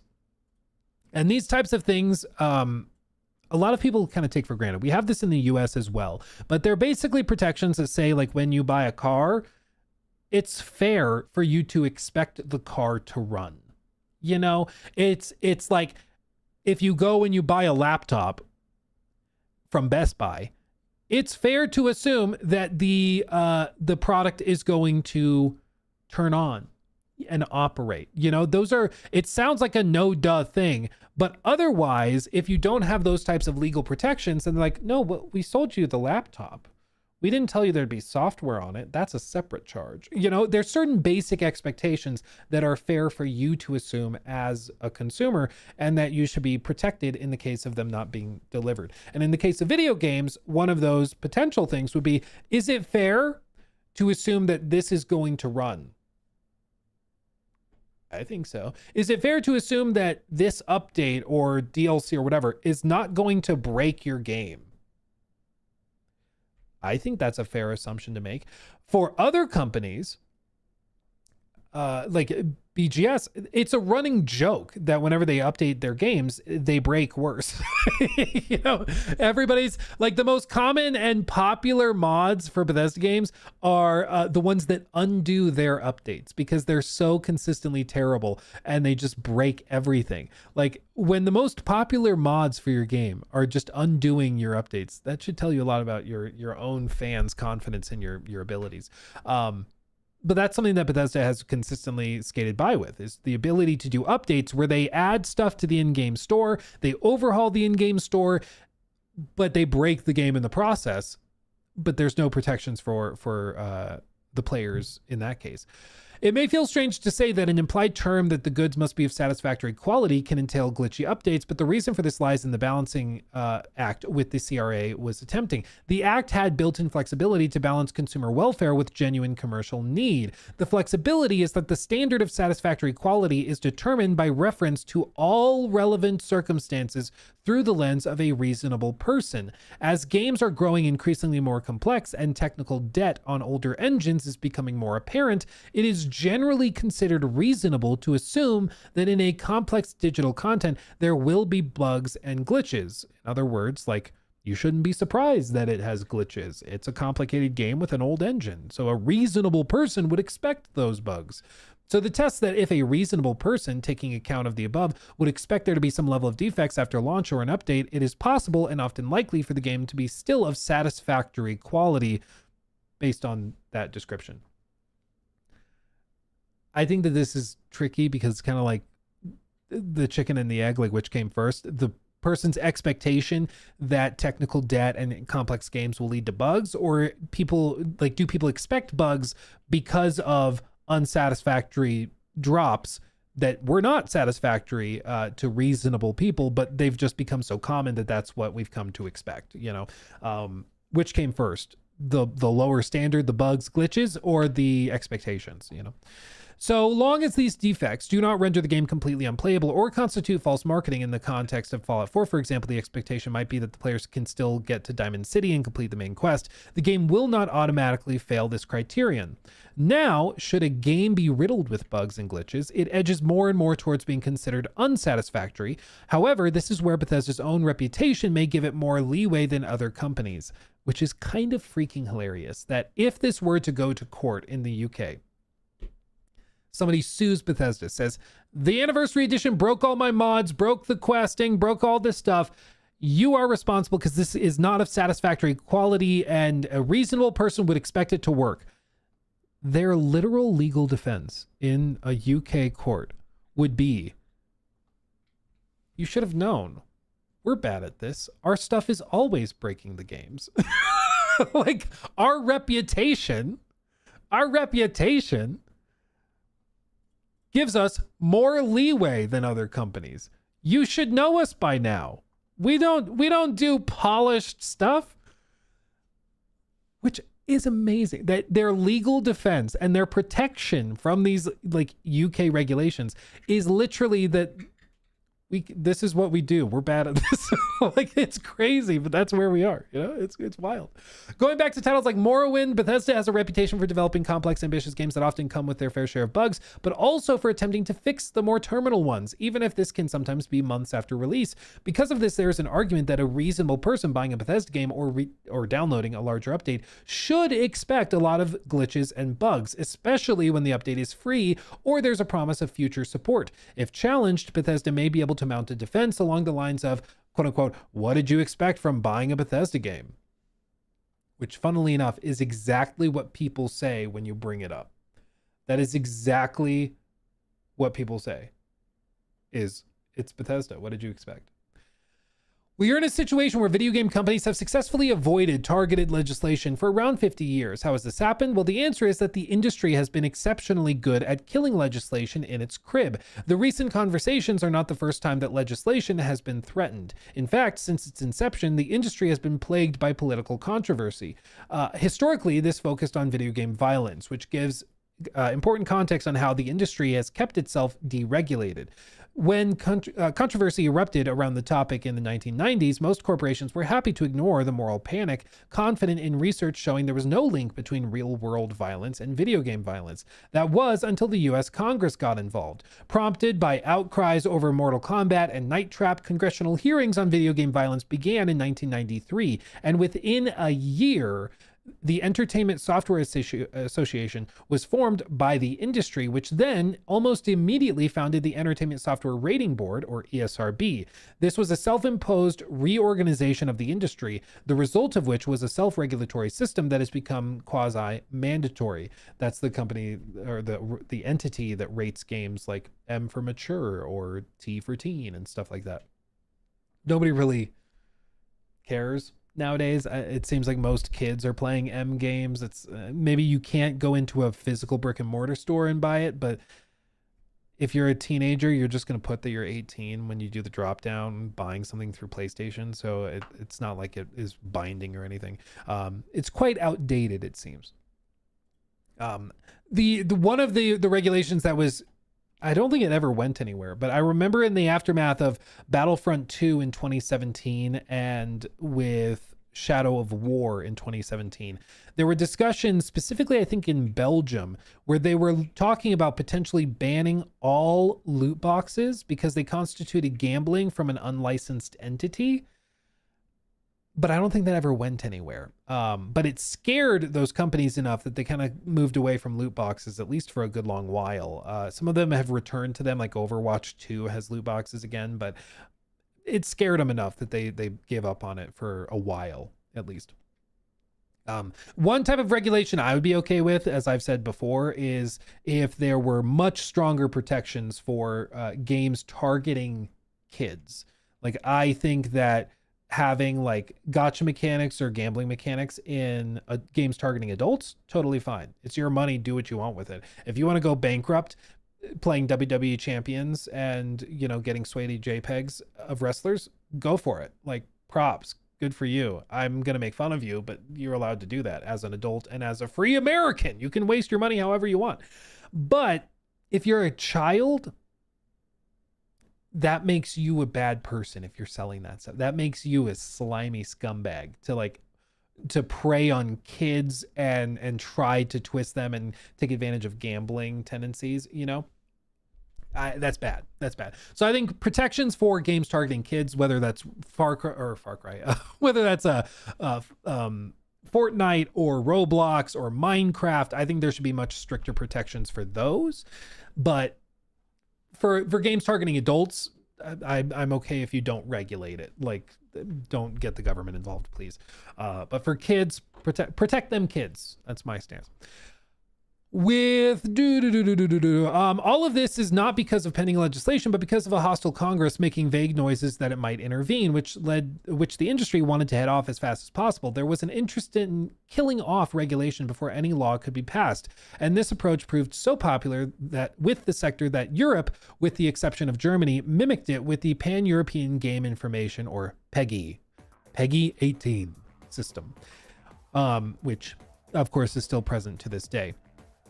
What was initially poorly disguised as anti-regulation ploy turned into a crown jewel of deregulation. The industry survives on its consumer reputation, with companies generally wanting to foster and subsequently weaponize good reputational capital in order to compete. This was an ideal ground for self-regulation, and for a long period, legislators did not want to get involved where there was effective self-monitoring. Now, we shouldn't forget that legal change is not free, and regulation can easily have more of an indirect cost than any benefit derived from it.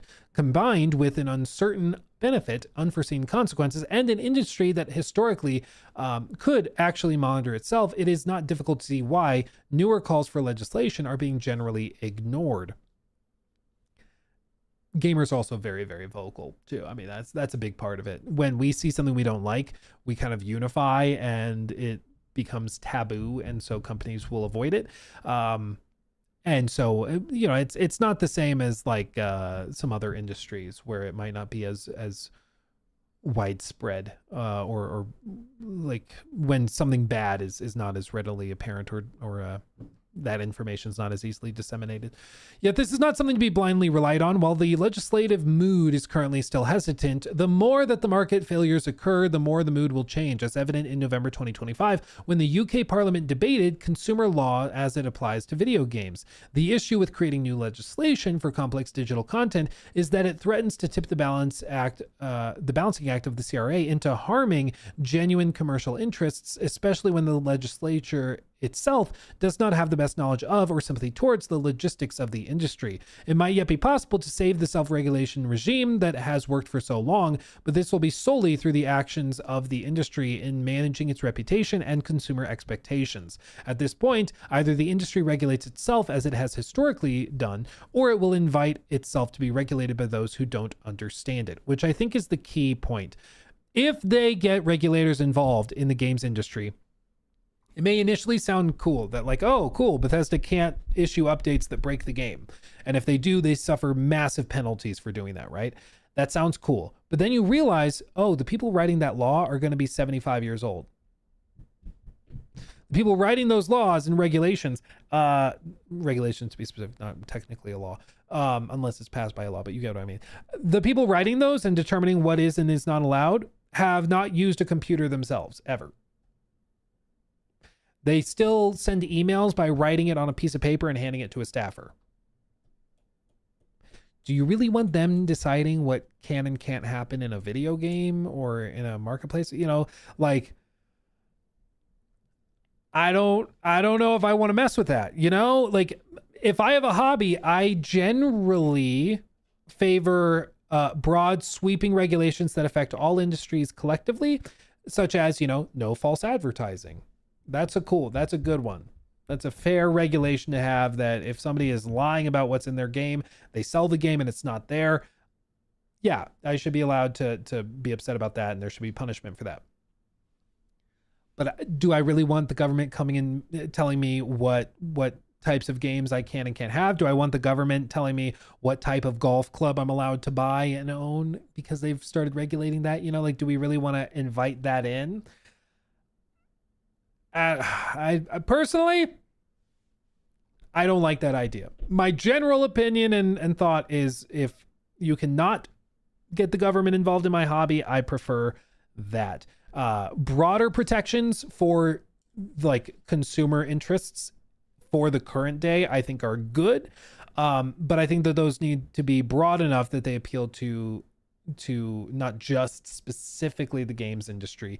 Like, for example, if there's a protection that you can't have gambling as a product selling to people. You can't sell a gambling product to people unless you are licensed and you have these disclosures that casinos have to have. If that's the protection, and then you hold a gaming company to that, because it's like, hey, you have a roulette wheel in your game that people can pay real money into to unlock cosmetics and skins. That is gambling. You need a gambling license, and then you have to have all of these disclosures. You have to have them prove that they're over 18 with an ID. Like, if you want to play that game, okay, that makes sense, because, you know, that's the rule, that's the regulation. But I would prefer to not have like a dedicated gaming entity that starts telling everybody what they can and can't have, because it may start with good intentions of like preventing a Fallout Anniversary Edition.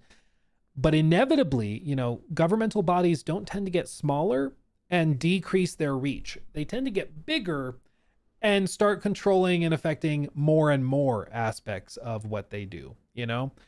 So it may start just on basic consumer protections for certain things, but within just a matter of time, I think it could expand to other areas of the industry. They need to crack down on subscription models. Not everything needs a sub. Everything's turning into cable. Everything's turning into cable, dude.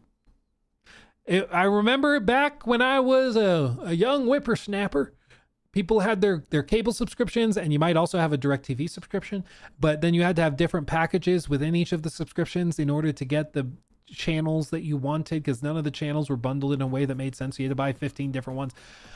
But then everything went to streaming, and all of a sudden, all the best shows were on Netflix. So you sign up for Netflix, and then everybody else got their own subscription models and own streaming services. Then you had to have Disney, and you had to have Paramount, then you had to have Hulu, and then you had to have this, and it just turned into new cable. It's literally the exact same thing. Let's see, the Katakura, thank you for the 5. It is in Belgium. You can't buy loot boxes in Fallout 76. You don't even get rewards, which you would get because of your season pass, where you can re-roll dailies. Oh, it did pass in Belgium. Ooh. And they said, okay, we'll just keep doing it everywhere else, but Belgium will play by the rules. Interesting. Okay, so it did happen. Well, you learn something new every day. Learn something new every day. That's crazy. I think Belgium is a small enough market that I mean, obviously it hasn't stopped them from doing it, but I think if you saw like the UK or like the EU more broadly start to do it, you could see it. I'm not sure. As a German, I can only speak for the EU. They usually don't miss. They take ages though. I mean, I'm just shocked that we're in 2026 and there hasn't been an attempt, like a full-on attempt by the EU specifically, because the EU tends to be much more they act more than like our government in the US does, you know.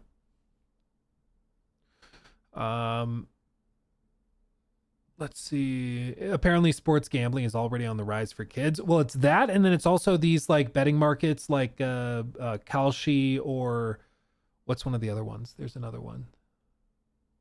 Oh, Poly Market, like those types of things where like, oh, bet on who's going to win the presidential election or whatever, or bet on who's going to win the Super Bowl, and bet on who is the Federal Reserve chair going to open his speech with good morning or good afternoon, and whichever it is, you win, you know, like that type of thing. Let's see. Let's see, music, thank you for the 6. Actually, loot boxes are pretty much banned in the Netherlands on phones. Games like Pokemon TCG app are unavailable in the Netherlands. Ooh, so they just pulled out of the Netherlands. What I find so insane is that they're saying like the game companies are trying to say that it's not gambling, but it like so transparently is. But nobody in like the US wants to actually set the legal precedent that it is gambling, because then they have to, you know, open that can of worms. And as you can probably tell, in the US, the general approach is to just not do anything ever. Like, just don't do anything ever. And then we don't have to worry about pissing off constituents or anything, you know? Yeah. In Germany, loot boxes are still a thing. Yeah. Yeah, we need better education, and kids will still learn, and kids should learn critical thinking. That way, a lot of laws wouldn't be necessary. Sure, it's easier said than done, though. Yeah. Loot boxes are the bane of my old existence.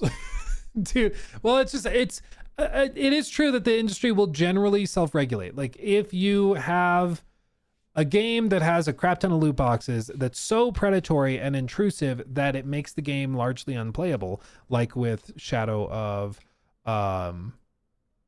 War, people will not buy the game. They'll bash it online. The game will do poorly and will miss estimates. And so they will learn, okay, we can't do that. So we got to do something else. So it's, the free market will adjust for it. My problem is in the areas of the market where there's not that level of discourse, and also games that are specifically targeting like kids who don't have the like, they literally have, their brain has not developed to the point where they can make fully rational decisions. That's why they're not allowed to drive cars or buy booze or vote. It's because like their brain is still developing, and to like predate on those individuals is just so slimy to me, so slimy. Yeah. Yeah,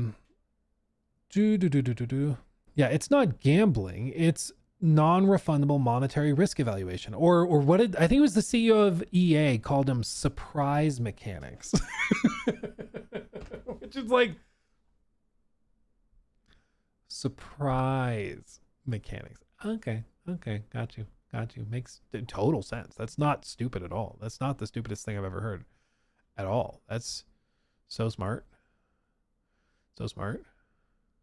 Oh yeah, Bungie did publish a new cinematic for the shells.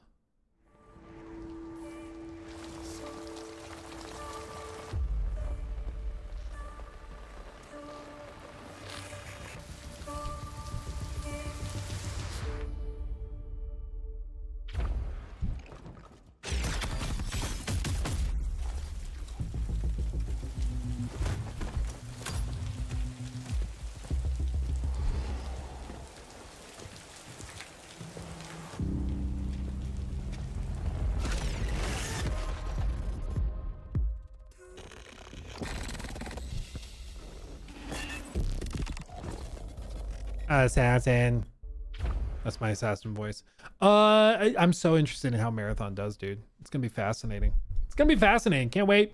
This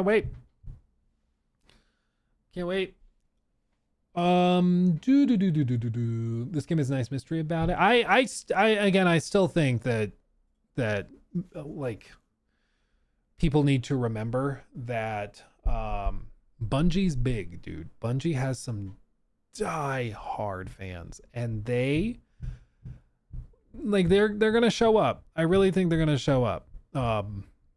So people who think that Marathon's gonna launch to like 5,000 players or something, no. Like Destiny 2 players have been waiting for something new, and I think that's gonna be it. Have you seen new details about the Red War case? The Red War case? I don't know what that is. Red War case? I'm not sure. This is not very Destiny though. No, for sure it's not very Destiny like. But I think that Bungie fans are looking like they'll try it. I know a few of them that are like, yeah, I've kind of fallen off Destiny 2, but I would love to have something else I can try and sink my teeth into.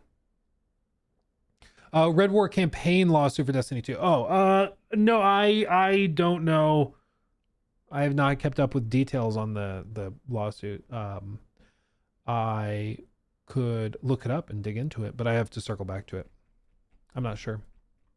I'm sure there's a lot of moving parts to that one too. Bungie is a pretty sizable rep at least, yeah. Well, and it's like with Marathon specifically, there were like 450,000 people that logged into the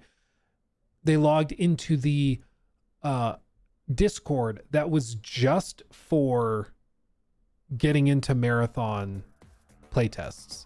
They're like 450,000 members of that Discord, and like it's just absolutely crazy. But of those, like maybe 5,000 or 10,000 people actually got to play in those play tests. Maybe. So there's so many people that are like, they cared enough to join a Discord channel for the game. So imagine how big the broader appeal is, you know? And for the more casual gamer, Marathon shows well. Like, it's graphically really impressive. It's Bungie, so it's probably going to run pretty well. Like, I would not sleep on Marathon, especially some of the improvements they've made. I wouldn't sleep on it. I would not sleep on it. Yeah. Yeah. Has anybody played Rue Valley? Oh, baby. Rue Valley. I've played Rue Valley. It's published by Owlcat. It's very good, but you need to know what you're getting into going into it. It is a time loop game, and it's one that like it very much embraces exactly what it is, and it's not trying to be anything else. So it's literally repetitive because you're going through the same areas many times. But each time there's some new angle to it because of how time loop games work. But know what you're getting into. Like, there's more to it than you initially see, but it's quite repetitive, you know? So you just have to know what you're getting into. But it's very good. The writing is really good. The voice acting is really, really good. The roleplay aspects are fun. You certainly see the Disco Elysium inspirations, but yeah, the puzzle board with the intentions and everything is really cool. I really liked it. It's a really good Steam Deck or ROG Ally game. It's a really good handheld game to play like laying in bed or something. And it runs pretty well on those devices too. But yeah, it's not going to be for everybody, but if you see it and you find the like art direction compelling and the narrative is interesting, you should absolutely try it. Yeah. Where was I? Let's see. I'm having Neo 3 or soon Crimson Desert. I'm good on Marathon. Also, their stuff was just really poorly handled. Well, with that, I think, you know, you'll have your plate full for sure. I think mainly Marathon is trying to appeal to the Arc Raider players, the players who have been playing Arc Raiders and are willing to try another extraction shooter that is just a little different, you know? So, yeah. Yeah. Looks like it's trying to look like Disco Elysium. It's different than Disco Elysium technically, but you can clearly see the inspirations even in the UI layouts and stuff, but it's a good time. I recommend trying it. I really do. Where did I leave off? Over here. March is a crazy month for me, dude. Seriously. It was going to be even crazier because it was supposed to also have probably the Black Flag remake in there too, and now that's not happening. So it was going to be even crazier, but now it's settled out. So should be good. Should be good. Well, fam, what I'm going to do is I'm going to call it there. I will be back. We're going to have a more standard stream on Wednesday, so it'll be more normal. Hoping to connect with Joel Raptor, and we're going to do a podcast and stuff. But my goal is to have a more standard one. We'll have more reactions and stuff. Today's a little funky because we had the big deep dive with Will on Crimson Desert, which I appreciate you being here with me. But we'll be back on Wednesday for more normal, ordinary, regularly scheduled programming. But with that, my friends, thank you everybody who joined me. This was a joy. You guys are amazing. Let me make sure I read off all of these things real quick. My YouTube chat keeps glitching out. Yeah, surprise mechanic sounds like therapist speak with the asterisk on the therapist. It's certainly a sneaky way of describing it. Okay, read that one. Thoughts on the UK making people do age verification to play Minecraft needs digital ID, selfie, other methods. Yeah, we've talked about it before. I think that the government ID stuff from the UK is like wild. Like it would be so freaking hilarious to see them try to do that in the US. Like it would not go over well. It would not go over well. But in the UK, it's more standard, I guess, or people have kind of rolled over and taken it more. I don't know. Yeah. Y'all need a little dose of freedom. My freedom. You gotta try some of that. We got plenty, sort of, most of the time. Anyway, much love, everybody. Much love. I will see you. I'm in the UK. We're screwed. Send help. Send help. Much love, everybody. You guys are amazing. We'll be back on Wednesday for a more normal one. I appreciate the gosh darn heck out of all of you. Where have I been? I've been in Florida. Jess, it's good to see you, though. Good to see you. I'll see you guys soon, okay? Much love. Until next time, hugs and kisses. Bye-bye. Mwah.